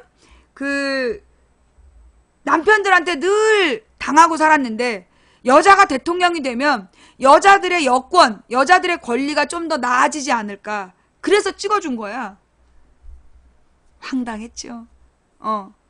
예, 황당해진 거죠. 예. 여자애들이 여성 리더십을 보고 싶어갖고 찍어줬는데 사기당한 거지. 예. 이준석한테 관심 없어요. 예, 이준석한테 관심 없어. 꺼져주세요. 예. 아니야. 내가 볼 땐 이준석이 꽤 머리가 좋아. 이준석이 현실을 분석하는 그 딱 내용을 보면 그쪽 애들 중에 드물게 머리 좋은 애야. 응. 이준석이가 이제 하버드 대학 나와가지고 그 새누리당에서 비서하다가 그러다가 이제 아닌 척하면서 국회의원 출마했던 애인데 그런데 나중에 이제 새누리당 비서 출신이었다는 게 들통이 났지만 그 이준석이가 그래도 머리가 좋아. 머리가 좋아가지고 얘가 그 상황을 분석하는 걸 보면 얘가 새누리당의 미래겠다 싶어. 이준석이나 유승민 같은 애들이 어떻게 보면은 우리나라의 새누리당의 뒤를 이어갈 새로운 세대란 느낌은 들어요. 이준석이가 나름 머리가 좋아. 예.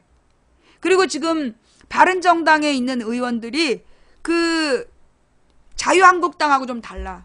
자유한국당 의원들의 특징은 뭐냐면 진짜 무식을 그냥 컨셉으로 한 애들이야. 우리는 무식해. 건드리지 마. 건드리면 죽여버릴 거야. 요게 자유한국당 분위기고, 바른정당 애들은 그들 중에서 나름대로 좀 배웠고, 그러니까 학력이 좀 있고, 그 다음에 생각이 있는 애들이야. 합리적인 사고를 가진 애들이 바른정당으로 지금 나와 있는 애들이야.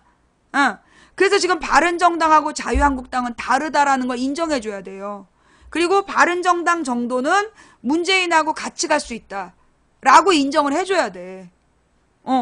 근데 이제 자유한국당 애들은 정말 개꼴통 짓을 하는 거야. 지금 자유한국당으로 당선된 걔 누구야? 김재원이나 이런 애들이 박근혜 때 계엄령 선포하려고 했던 애들이야. 박근혜 때 계엄령 법을 바꾸려고 했던 애들이야. 그게 무슨 얘기냐면, 원래 계엄령은 전쟁에 준하는 비상 상황에만 발효하는 거거든. 그런데 계엄령을 쉽게 발효하려고 계엄령에 기간을 두겠다는 거야.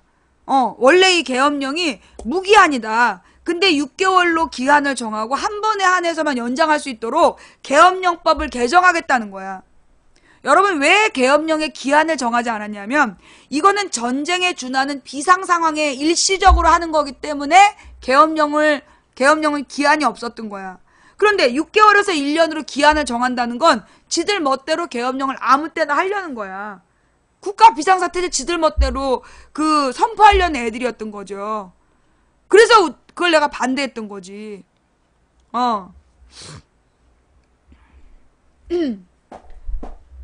주사파 입장은 바른정당 하태경한테 가서 물어봐.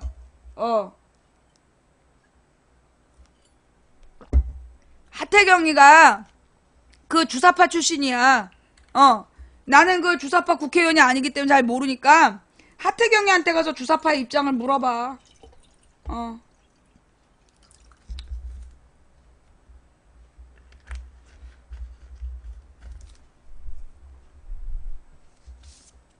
바른 정당만이 살 길. 뭘 또 바른 정당만이 살 길이야. 멀쩡한 정당 많은데 바른 정당이 멀쩡한 정당 이제 따라가는 거지 무슨 바른 정당만이 살 길이야. 네가 말이냐? 전부 다 가리고 바른 정당만 보게? 그럼 당근이나 먹어. 아유, 예. 임종석이랑 비교하면 안 되는 이유가 뭔데? 나는 하태경과 임종석을 비교하지 않았어. 나는 임종석과 박근혜를 비교했지. 이 주사파가 공직에 나가면 안 돼? 그럼 왜 하태경한테 공천 줬어? 또 뭐 그 임종석이 욕먹는 게 주사파라서라며. 그럼 주사파가 뭐야? 북한하고 통일해야 된다라고 외쳤던 애들이잖아. 자주민주 통일 외쳤던 애들. 그래서 그게 잘못이면 그 북한에 가서 저기 김정은이 빨아주고 그랬던 박근혜는 더 큰 종북짓을 했는데 임종석하고 임수경이는 가서 김일성더러 독재체제를 포기하라고 얘기한 사람들이야. 누가 더 나빠?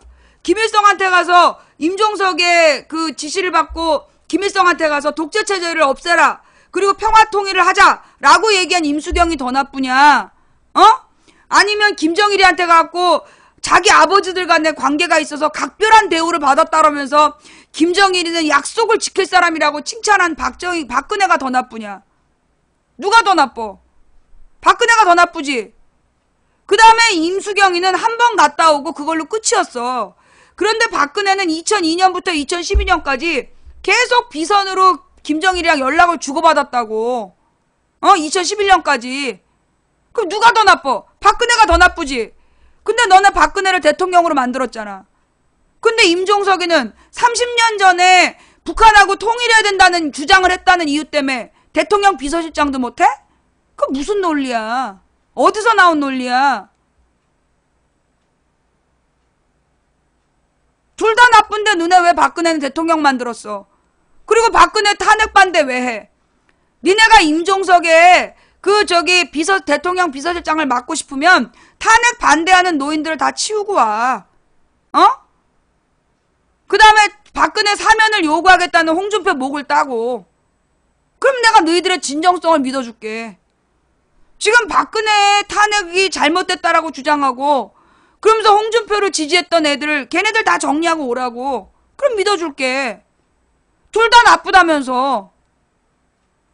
아니 니네는 박근혜를 대통령도 만들어 놓고 30년 전에 잠깐 임수경을 보냈던 임종석은 대통령 비서실장도 못해?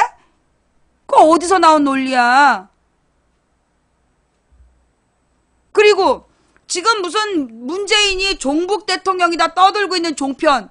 야 이 새끼들아, 너네 김정일한테 참인간이십니다 그러면서 찬양했잖아. 그리고 너네 김일성의 독립운동 그 금동판으로 만들어다 바쳤잖아. 그래놓고 문재인더러 무슨 종북 대통령이래. 지네가 종북이면서. 웃기고 자빠졌어. 그건 몰라? 지금 종편 만든 애들이 김정일더러 참인간이라 그랬다니까. 그리고 김일성의 황금동판, 김일성이 이제 1920년대에 독립운동에서 공을 세웠던 거, 그거 황금동판으로 만들어다가 그거 선물해가지고 지금 북한의 김일성 기념관에 떡하니 전시되어 있다는 거 아니야. 그리고 지금 우리나라의 대기업 재벌들, 뭐 LG, 뭐 한화, 뭐 현대, 삼성, 북한의 김정일 엄청 빨아줬던 애들이야. 그래놓고 누구더러 종북이래. 그러면 종북이란 얘기는 왜 나오냐? 여러분 있잖아요. 항상 종북이라고 욕을 해서 그래서 권력을 차지한 애들이 있어. 근데 얘네들이 북한하고 더 친해. 맨날 종북 빨갱이라고 욕하는 애들이 북한하고 더 친했다니까.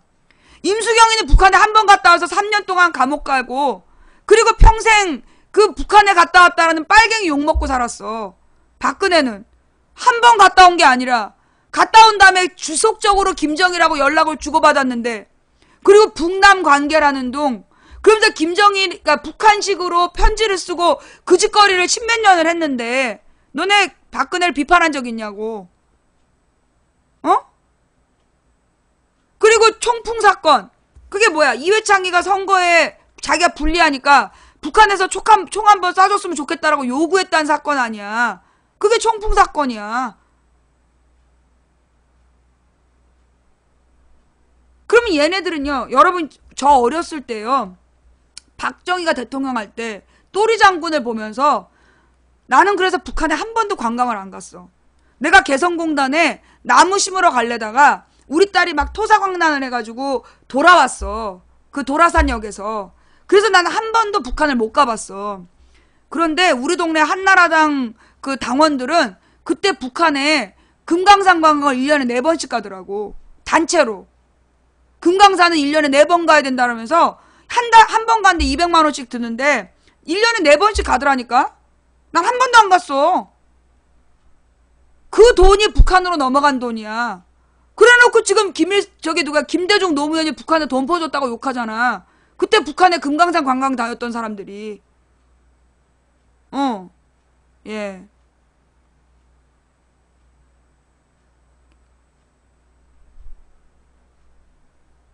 개성공단에 우리 세금을 넣었다. 뻥까지 말어. 개성공단에 들어간 돈은 전부 다 민간인들이 투자한 돈이었어.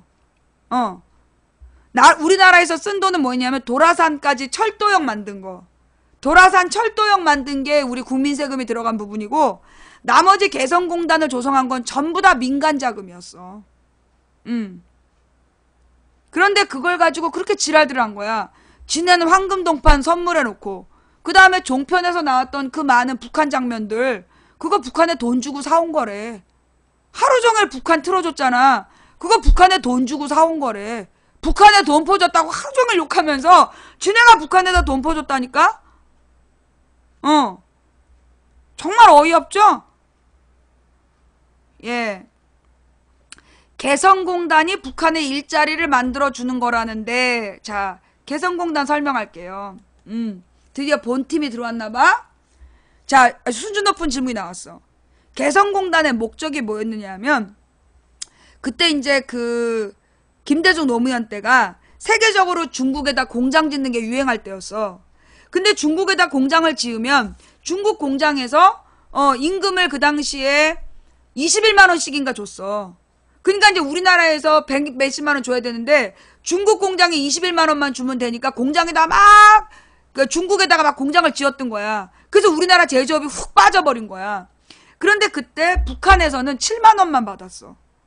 월급이 7만 원이었어. 그래가지고 그 중국으로 가는 중소기업을 북한으로 돌리자. 그러면 북한에서 더 낮은 임금으로 물건을 생산하고 그걸 메이드 인 코리아라고 라벨을 찍어서 이제 수출을 하는데, 그게 어떤 용도였냐면 개성공단하고 금강산 관광이 외국인들이 우리나라에 투자하는 이유였어. 뭐냐 하면 이렇게 금강산 관광을 하고 개성공단을 한다면 전쟁에 대한 리스크가 없다. 전쟁이 일어날 위험성이 적다. 그래서 이걸 평화의 안전망이라고 부른 거야. 개성공단하고 금강산 관광의 목적은 외국인 투자자들에게 한반도는 전쟁의 위험이 없다라는 걸 표시하는 상징이었던 거야. 그래서 개성공단을 만들고 금강산 관광을 만들고 그 다음에 해주에다가 또 하나 제2의 개성공단을 만들려고 그랬어. 그래서 연평도 앞바다를 평화의 바다로 만들고 더 이상 그 무력 충돌을 하지 않는 우리 바다로 만들자라고 했던 게 14선언의 내용이었던 거야. 2007년 10월 4일에 김정일 노무현 사이에 합의된 내용인데, 이게 김정일 노무현 개인의 합의가 아니야. 그때 러시아, 일본, 미국, 중국 이 나라들이 다 와서 한국, 북한까지 해갖고 6자회담으로 6나라가 모여갖고 동의한 내용이야. 그게 이제 해주의 제2의 개성공단을 만들겠다. 조건이 뭐냐면 북한이 핵을 포기하는 거. 그래서 북한이 2007년부터 핵시설을 축소하기 시작해. 그래서 2008년에 영변에 있는 핵시설을 전부 다 폭파시키는 거야. 그게 6자회담의 약속을 지킨 거야. 그러면 이제 6나라가 두만강 프로젝트나 이런 걸 통해서 북한에다가 개발 투자를 하기로 했거든. 그런데 그걸 북한이 영변의 핵시설을 다 포기했는데 부시하고 이명박이 뒤통수를 친 거야. 그래서 북한이 다시 핵시설을 시작한 거예요.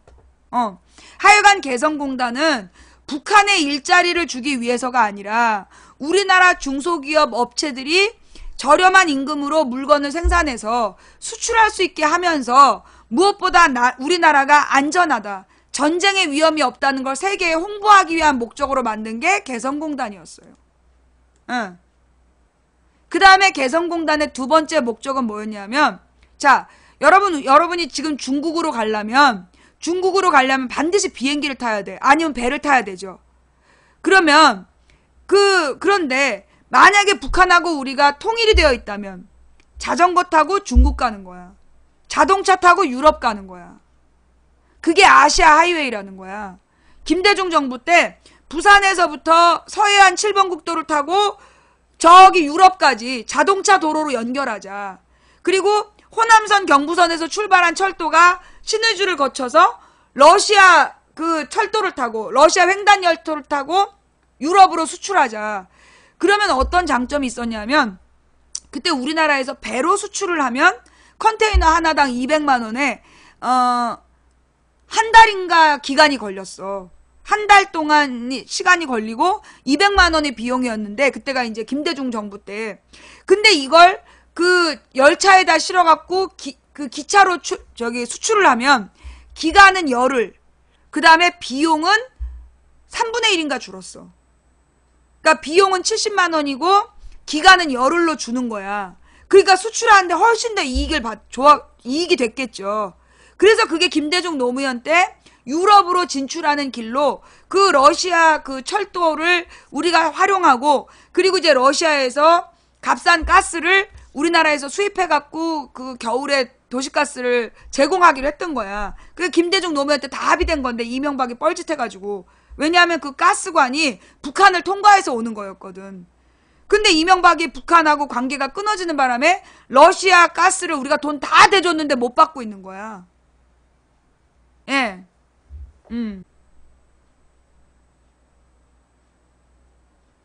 모든 게 노무현 때문이다 이런 말이 나오게 된 이유가 뭐냐.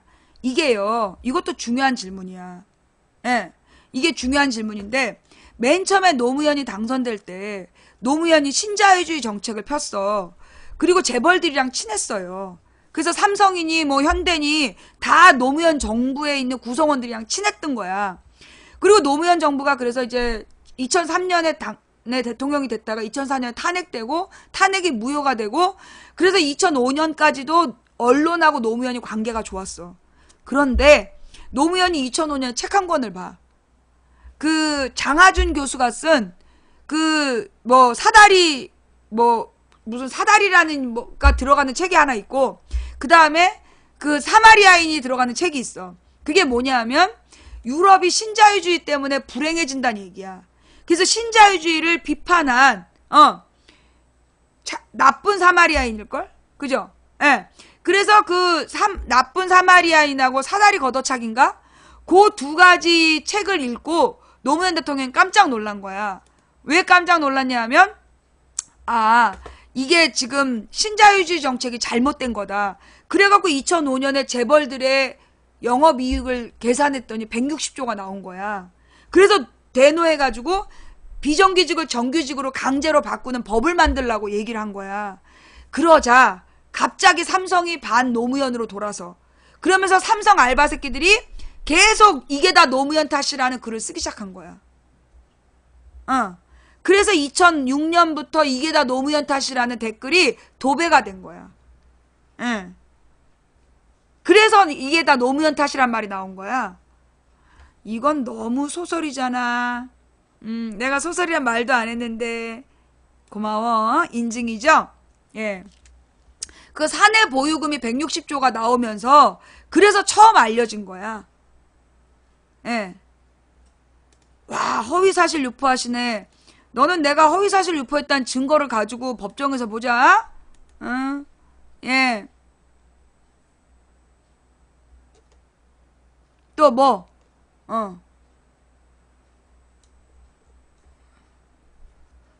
이게요, 2005년 가을, 2006년 가을에 밝혀진 일이야. 예. 그리고 2007년까지 정규직을 비정규직을 정규직으로 바꾸는 법안을 만들으라 그랬는데 그때 국회의원 새끼들이 재벌하고 꿍짝꿍짝 해가지고 파견 근로법을 통과시켜. 그래서 지금 하청업체로 그 계약을 맺는 제도가 생긴 거야. 노무현은 원래 비정규직을 없애라 그랬어. 근데 이제 그게 나중에 이명박 정부 때 560조 되고 박근혜 때 720조까지 늘어나죠. 예. 이 뉴스에도 나온 거니까 저기 뉴스 좀 갖다 주세요. 네. 내가 이런 얘기를 지금 11년째 떠들고 있는데 11년 전에 내가 얘기했을 땐 아무도 안 들었어. 그런데 이제는 많은 사람들이 망치부인의 이야기를 듣고 있죠. 예. 내가 만약에 이게 허위사실이었으면 이명박 박근혜가 가만 냅뒀겠니? 나는 이거를 지금 11년째 떠들고 있다니까. 이게 만약에 허위사실이었으면 날 가만히 냅뒀겠냐고. 내가 감옥에 갈 때 허위사실을 유포했다고 잡혀갔었어. 근데 내가 무슨 말 했다고 잡혀갔는지 알아? 내가 A의 지지자와 B의 지지자가 몸싸움을 했는데 B의 바지가 찢어졌다라는 말을 했다고. 이걸 날 잡아간 거야. 그 망치부인 허위사실로 법정 구속됐다는 뉴스 찾아봐봐. 그 얘기 안 나와. 근데 판결문에 나와. A가 B의 바지를 찢지 않았음에도 B의 바지가 찢어졌다고 해서 A가 B의 바지를 찢었다는 오해를 불러일으키는 허위사실 유포해서 법정 구속됐어 나. 어이없지. 그런 걸로 내가 감옥 간 사람인데 내가 지금 했던 얘기가 허위사실이었으면 이명박 박근혜가 가만뒀겠니? 더 웃긴 건 석 달 만에 내가 말한 건 사실이라고 풀어줬어. 허위사실 무죄 받았어. 예.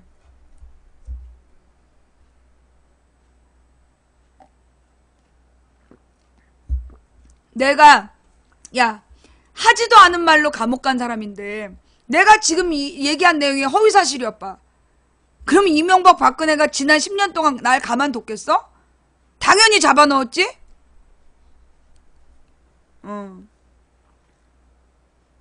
내가 이 대한민국 언론인 중에서 유일하게 사실적시로 감옥 갔다 왔잖아. 물론 이게 이제 옛날에 전두환 이전에는 사실적시로 감옥 간 사람이 좀 있었는데, 이 87년 민주헌법 이후에는 사실적시로 감옥 간 유일한 언론인이야. 난 교과서에 나와야 돼. 보상 못 받았어요. 왜냐하면 나를 완전 무죄로 풀어주면 지네가 나한테 돈을 물어줘야 돼. 그러니까 얘네가 나를 사실적시죄로 유죄 판결 내렸다니까. 여러분, 사실적시죄가 어딨어. 사실적시로 후보를 비방했다. 그러면서 나한테 징역 6개월짜리 유죄를 때렸다니까. 아니, 후보에 대해서 사실을 밝힌 게 그게 왜 죄야? 그지? 사실을 적시해서 후보를 비방했다고? 그게 내 죄목이야. 아니, 선거 때 후보에 대해서 사실을 말한 게 그게 왜 죄가 돼? 어이없지? 팩폭죄. 그렇지. 아마 그 팩트폭력죄가 나 때문에 나온 말 아닐까? 나는 명예훼손죄 아니에요. 예. 명예훼손죄 아니야. 너네가 오해한 거야. 그 나를 고소한 애가 내가 허위사실로 자기의 명예를 훼손했다라고 날 고소를 했고, 그래서 1심에서 내가 허위사실로 그 후보자의 명예를 훼손한 공직선거법 위반으로 법정 구속이 됐다니까. 그러다 나중에 내 죄는 사실적시로 인한 후보 비방죄야. 그건 명예훼손죄하고 다른 거예요. 예. 선거법상 후보에 대해서 사실을 말했기 때문에, 그래서 그게 선거에 영향을 미치려고 했다. 그게 내 죄야. 아니, 사실을 말해서 명예훼손죄는 그거는 다른 거예요. 나는 선거법 위반이야. 내가 일반적인 명예훼손죄였으면 투표권이 있지. 응. 근데 이게 후보에 대해서 사실을 말해서 비판한 죄이기 때문에 내가 선거권을 10년 동안 행사를 못하는 거야. 예. 그렇죠. 내가 비방도 안 했죠. 비방도 안 했는데 나를 풀어주면서 그냥 완전 무죄로 하면 지네가 나한테 다 물어줘야 되잖아. 그래가지고 나한테 그런 기가 막힌 죄목을 걸어둔 거야. 근데 그 죄목이 사실적시 후보 비방했다는 그 죄목이 사실은 이게 2002년인가 4년부터 2004년부터 이게 저기였어. 선거법 개정 대상. 왜냐하면 유권자의 알 권리를 침해하는 법이다. 그래서 사실을 적시해서 후보를 비판한 죄가 그게 왜 죄냐. 그래서 2004년부터 시민단체가 개정해야 될 대상으로 그 법을 올려놨어. 그래서 그 법으로 감옥 간 사람이 아무도 없었던 거야. 벌금형에 처해진 경우는 있었어. 근데 벌금형에 처해진 경우가 뭐였냐면 가령 어떤 후보가 바람 폈대요 이런 걸 얘기한 사람, 후보가 다른 후보가 바람 폈다 이런 얘기. 그러면 그게 이제 사실로 이 사람이 바람을 폈어. 그러면 이거는 근데 이 바람을 핀 건 사생활이잖아. 그러면 후보자의 사실을 말해서 사생활을 침해한 거야. 그럴 때 적용하는 법이 사실적시 후보비방죄였어. 아니면 이제 그 후보가 가령 불치병이 있다, 모르는 병이 있어. 가령 이 사람이 이제 암 환자이고 뭐 얼마 못 사는 사람인데 후보로 나왔다. 그럼 이 사람이 중간에 죽을 수 있잖아. 그럼 유권자들은 보궐선거를 치러야 된단 말이야.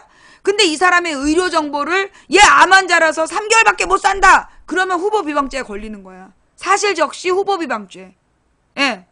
근데 나는 그게 아니었거든. 나는 얘가 공적으로 했던 일만 비판을 했는데 그걸로 날 그 죄로 걸은 거야. 더 웃긴 거는 그 사실적시 후보 비방죄로 처벌받은 사람들이 대부분 후보나 후보자의 가족이야. 후보나 후보자의 가족이 선거에 영향을 미치려는 목적으로 특정 후보에 대한 사실을 적시해서 후보를 비방하면 처벌받는 죄야. 나는 후보 그때 인재근의 가족이 아니었어. 근데 판결문에 뭐라고 나온 줄 알아? 오랜 친분관계로 가족이나 마찬가지였으므로. 오랜 친분관계로 가족이나 마찬가지였으므로 그 법으로 처벌을 하는 거야. 그 다음에 내가 사실을 적시해서 선거에 영향을 미치려고 했기 때문에 내가 유죄라는 거야. 근데 이 원세훈이가 그 무죄 받았던 이유가 뭐였냐면 선거에 영향을 미치려면 선거가 다가올수록 반복돼야 되는데 똑같은 수준으로만 말했기 때문에 선거법 위반이 아니라는 게 대법원 판결이야. 아니 고등법원 판결이야. 대법원 판결이구나. 근데 나는 한 번 말했어. 그러면 이게 선거에 영향을 미치려는 거야 아니야? 말이 안 된다니까. 이래도 말이 안 되고 저래도 말이 안 돼. 근데 나를 잡아 넣었어. 이유가 뭐냐? 하나님께서 박근혜 대통령 만들라고. 하나님이 박근혜를 대통령을 만들려고 나를 들여보낸 거야. 왜냐? 내가 밖에 있었으면 박근혜 대통령 안 됐어. 그러면 어떻게 됐겠냐? 박근혜가 지금도 살아있는 권력이었을 거야. 박근혜와 최순실의 관계를 아무도 몰랐을 거고 지금도 박근혜를 찬양하면서 사람들이 박정희 무덤에 가서 만세를 불렀을 거라고. 그래서 내가 감옥을 가고 박근혜가 당선이 돼서 박근혜의 모든 죄가 드러나야 새로운 정부를 수립할 수 있으니까. 그러니까 나는 내가 감옥 간 거에 대해서 그게 운명이라고 생각해. 좋은 경험이었고. 내가 감옥 가서 중요한 거 배웠잖아. 내가 아까 점심 먹다가 손을 뒤었어. 근데 그때 수포가 생기기 전에 빨리 치약을 바르잖아요. 그러면 그 뒤인 데가 부풀어 오르지 않아. 감옥에서 배웠어. 감옥에 가면 이제 여러 직업군이 오잖아요. 그 중에 이제 요리사들이 있는 거야. 요리사들은 늘 불을 다루잖아. 그러면 불을 다루는 주방의 요리사들이 주방에 꼭 치약을 둔대. 그래서 가령 기름이 탁 튀었다. 그러면 그거 부풀어 올라. 근데 기름이 튀자마자 바로 치약을 바르면 안 부풀어 오른다는 거야. 그래서 그게 이제 그 감옥에 온 주방장들이 가르쳐준 전설이야. 그래서 이제 감옥에서는 만약에 뜨거운 물에 데이잖아. 그러면 다 우리는 그 치약을 발랐어. 여기서 중요한 건 수포가 생기기 전. 디자마자 한 10초 안에 바로 치약을 바르면 그 열기가 피부 세포 속으로 들어가지 않고 그 치약으로 다 빼내죠. 그래서 상처가 안 남아. 멀쩡해. 근데 수포가 생기면 절대로 치약 바르면 안 돼. 예. 내가 아마 10년 있었으면 그 무슨 영화 나오더만. 내가 이제 완전 범죄 구역의 주인공이 됐겠지. 내가 이제 10년 정도 감옥에 있었으면 이 완전 범죄 주인공이 됐겠지. 예.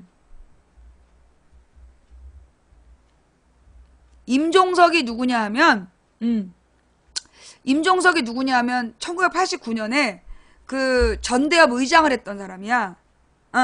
근데 이 전대협 의장을 하면서 이 임종석이 그 뭐랄까 임종석 이전에는 전대협을 잘 몰랐어. 그러니까 전대협 1기가 87년이야. 87년 민주항쟁을 이끌었던 전대협 1기 의장이 이인영, 2기가 오영식, 3기가 임종석이야. 그래서 이제 임종석이 전대협 의장을 하면서 전대협이 유명해졌어. 이유가 뭐냐? 임종석이 1년 동안 도망 다니면서 안 잡힌 거야. 1년 동안 안 잡혔는데 그래갖고 뭐 임종석이 여자로 변장을 했다. 뭐 신출 귀몰하다. 그래서 그 당시에 그때 89년 노태우 때였는데 그 임종석이 홍길동이었어, 별명이. 그래갖고 그 임종석에 대해서 막 수십만 명이 잡으러 다니는데 못 잡았어. 그래서 그 임종석이 굉장히 많은 국민들에게 그 독재 정부에 맞서는 상징이었어. 근데 경희대에서 잡히잖아. 경희대에서 잡혀. 예. 그 한양대생이었던 임종석이 경희대에 피신이 왔다가 경희대에서 잡혀가. 네. 그래서 내가 또 그때 그 잡혀간 경희대에 그때 그 전날 내가 그 총학생회실에 있었어. 근데 총학생회장이 남아달라는 거야. 내가 한등발 했잖아. 그러니까 이제 경찰들이 치고 들어올 때 여자애들이 앞에서 막으면 그때 이제 탈출할 기회를 잡으려고. 그래서 이제 우리들더러 남아달라고 그랬는데 근데 그때 임종석이 올 거라는 얘기를 안 했거든. 왜냐면 정보가 세니까. 그래서 그냥 남아달라는데 웃기고 자빠졌네. 그래서 내가 집에 갔지. 그래갖고 임종석이 다음날 그날 밤 새벽에 잡혀가. 그래서 내가 미안한 마음으로 그 뒤로 꾸준히 민주화 운동에 관심을 가졌어. 그게 89년의 일이야.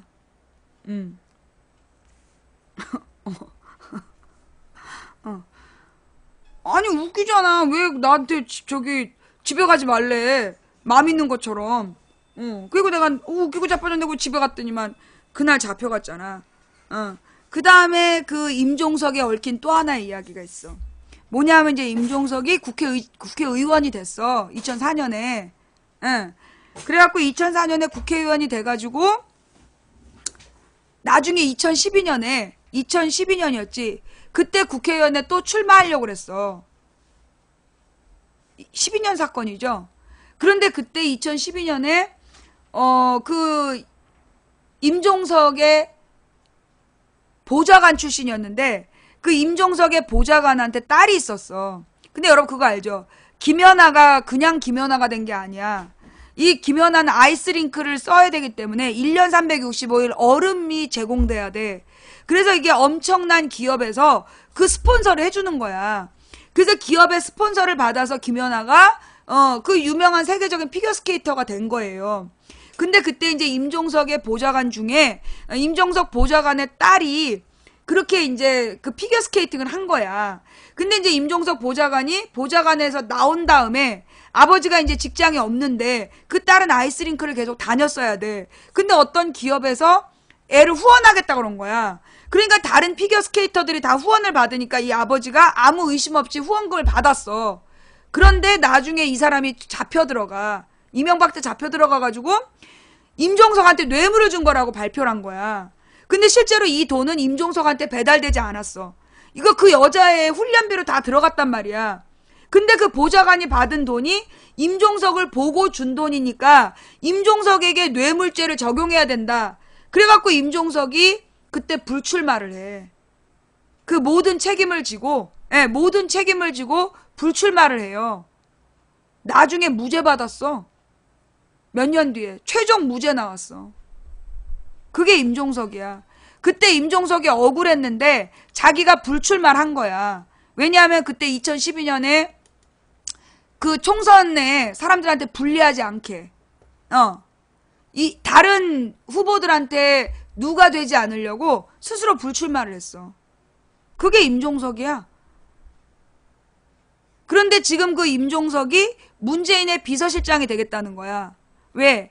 지금 이제 이 문재인을 얘네들의 목적은 고립시켜가지고 3년 안에 끌어내리는 게 목적인데, 지금 민간인 댓글 부대는 문재인을 고립시켜서 3년 안에 끌어내리는 게 목적인데, 임종석이 호남 사람들이야. 호남 출신이야. 그러니까 호남 인맥도 있어. 그리고 거기다가 운동권 출신이라서 386 의원들하고도 친해. 거기에다가 이 사람이 박원순 시장 밑에서 정무 부시장을 했어. 그러면 시민사회 세력도 박원순을 통해서 연결이 되는 거야. 그러면 문재인이 이 비서실장으로 임종석을 들이는 순간 호남 시민사회 386 전부 다 문재인의 인맥이 되는 거야. 그럼 이 사람들이 문재인을 지키겠지. 그러면 문재인을 고립시켜서 떨어뜨려야 되는데 방해가 되잖아. 그래서 임종석을 물고 늘어지는 거야. 주사파라고. 그렇게 임종석이 주사파라고 욕하는 애들이 왜 하태경 공천 줄 땐 침묵했을까? 새누리당에서 하태경이 공천받고 지금 재선 의원이죠? 하태경이 재선 의원이야. 새누리당에서 2번이나 하태경한테 공천을 줄 때 왜 침묵했을까? 그 하태경이가 임종석이 임수경 북한 보낼 때 그때 같이 실무를 맡았던 사람이잖아. 그러면 임종석이 주사파라서 그 공직에 나아갈 수 없으면 하태경한테도 공천을 주면 안 되는 거지. 예. 아니 반성을 왜 해야 되냐고. 임종석이 나쁜 짓을 한 것도 아니고 박근혜처럼 가서 김일성 빨아주고 온 게 아니라 김일성한테 독재체제를 포기해라. 그리고 평화통일을 위해 노력해라. 그게 임종석이 반성해야 될 문제야? 박근혜는 가서 김정일을 빨아주다 온 거고 임수경이는 가서 김일성 코앞에서 독재체제를 포기하고 평화체제를 만들어야 된다. 그렇게 얘기를 했는데 그게 왜 반성해야 될 문제냐고. 그런데 임수경은이랑 임종석이 감옥에 갔어. 왜? 국가의 허락 없이 북한으로 갔기 때문에. 그게 국가보안법에 걸린 거야. 국가의 허락 없이 북한을 갔다는 것 때문에 임수경이 감옥살이를 한 거예요. 김일성 코앞에서 정치 똑바로 하라고 비판을 했는데 그건 아무도 얘기를 안 해. 그리고 국가의 허락 없이 북한을 갔다. 그걸로 빨갱이라고 지금까지 욕하는 거야. 그럼 박근혜는 국가의 허락 없이 김정일을 만났어. 박근혜는 북한에 가는 것까지 허락받았는데 김정일을 만나는 거 허락을 안 받았다니까. 그런데 북한 가서 지가 김정일을 만난 거야. 그리고 김정일이랑 무슨 약속을 했는지 공식적으로 보고하지 않았어. 그게 2002년의 일이야. 북한에 가서 국가의 허락 없이 그 김정일을 만나서 뭔가 모의를 하고 돌아와갖고 김정일을 빨아주는 자서전을 쓰고 그랬던 박근혜를 대통령까지 만든 애들이 지금 임종석이 30년 전에 임수경을 보내서 김일성 욕했다고 주사파래. 거기다가 박근혜는 주체사상탑에 가서 그 관광까지 하고 갔다 온 사람이야. 주체사상탑이 뭐야? 김일성의 주체사상을 찬양하기 위해서 만든 탑이야. 거기에 올라가가지고 막 행사 얼굴 팔아주고 저기 촬영도 하고 나온 애야. 그게 박근혜야. 주체사상을 찬양하고 왔으면 그게 주사파지. 근데 그런 박근혜를 대통령까지 만든 것들이 임종석이는 대통령 비서실장도 안 돼? 야, 박근혜는 김정일을 찬양한 거고 임종석, 임수경은 김일성을 비판한 거야. 누가 더 잘못했니? 박근혜가 잘못했잖아. 너네 그런 박근혜를 대통령까지 만든 것들이 김일성 코앞에 가서 김일성 비판하고 온 임수경을 북한에 보냈다고 임종석을 욕해? 지랄들인 거지.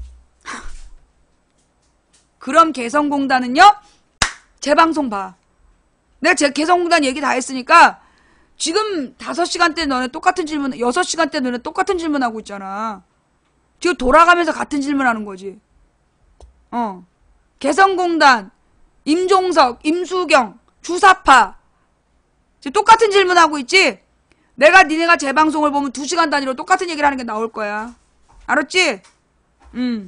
자, 오늘 우리가 얻은 결론은 유승민이 부자 증세를 요구한 게 맞다. 그럼 이제 법안으로 내라. 그리고 지금 이 주사파 논란은 문재인을 고립시켜서 끌어내리려는 놈들이 이게 임종석을 통해서 그 시민사회 세력이나 호남이나 386들하고 문재인이 친하게 지낼까봐 넓은 인맥을 갖게 될까봐 그래서 지금 임종석이 주사파라고 까대는 거야. 정말로 주사파를 비판하고 싶으면 주체 사상을 만든 황장엽의 무덤을 국립묘지에서 파내야 된다니까. 그러니까 아까 김일성 무덤을 또 파야 된대. 야, 내가 몰라서 그러는데 혹시 김일성 무덤이 우리나라 국립묘지에 있어? 김일성 무덤이 우리나라 국립묘지 안에 있냐고. 아이 또라이들아. 지금 북한의 주체 사상을 만든 황장엽이가 우리나라 국립묘지에 누워있다니까. 김일성 무덤 얘기가 왜 나와? 김일성이 혹시 우리 모르게 우리나라 국립묘지에 와 있는 거야? 아이 새끼들은 진짜 IQ가 낮은 건지. 너 홍준표야?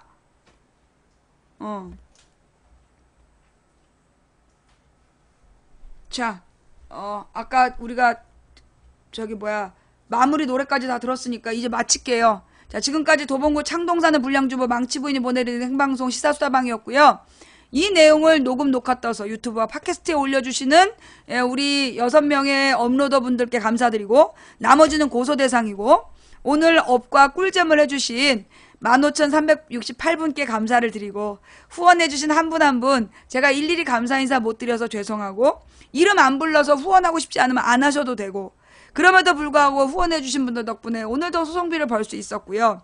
후원 못해서 미안하다고 하지 마세요. 생방송 6시간 동안 지켜주신 여러분이 진정한 후원자입니다. 예. 자, 오늘도 이 허접한 방송을 들어주신 모든 시청자 여러분께 감사를 드리면서 언젠가 이 생떼를 쓰는 이 어린 벗들이 정신 차릴 날이 오겠죠. 올까요? 된다고 믿든 안 된다고 믿든 당신의 믿음대로 될 겁니다. 한 사람이 꾸는 꿈은 꿈일 뿐이지만 백인이 꾸고 만인이 꾸면 현실이 될 겁니다. 중지동천 무리가 모여 뜻을 모으면 대한민국의 상식이 통하는 합리적인 민주사회가 되도록 하늘을 움직일 수 있습니다. 누군가 포기해서 뉴라이트가 되었다면 오늘 우리가 포기하지 않으면 내일의 역사를 바꿀 수 있다는 믿음으로 갑시다. 이기기 어려운 싸움에서 지지 않는 단 하나의 방법은 싸움을 끝내지 않는 것이다. 지금 방송 끝내잖아요. 24시간 재방송이 이어집니다. 고맙습니다. 지금까지 망치부인이었고요. 내일 낮 2시에 만나요.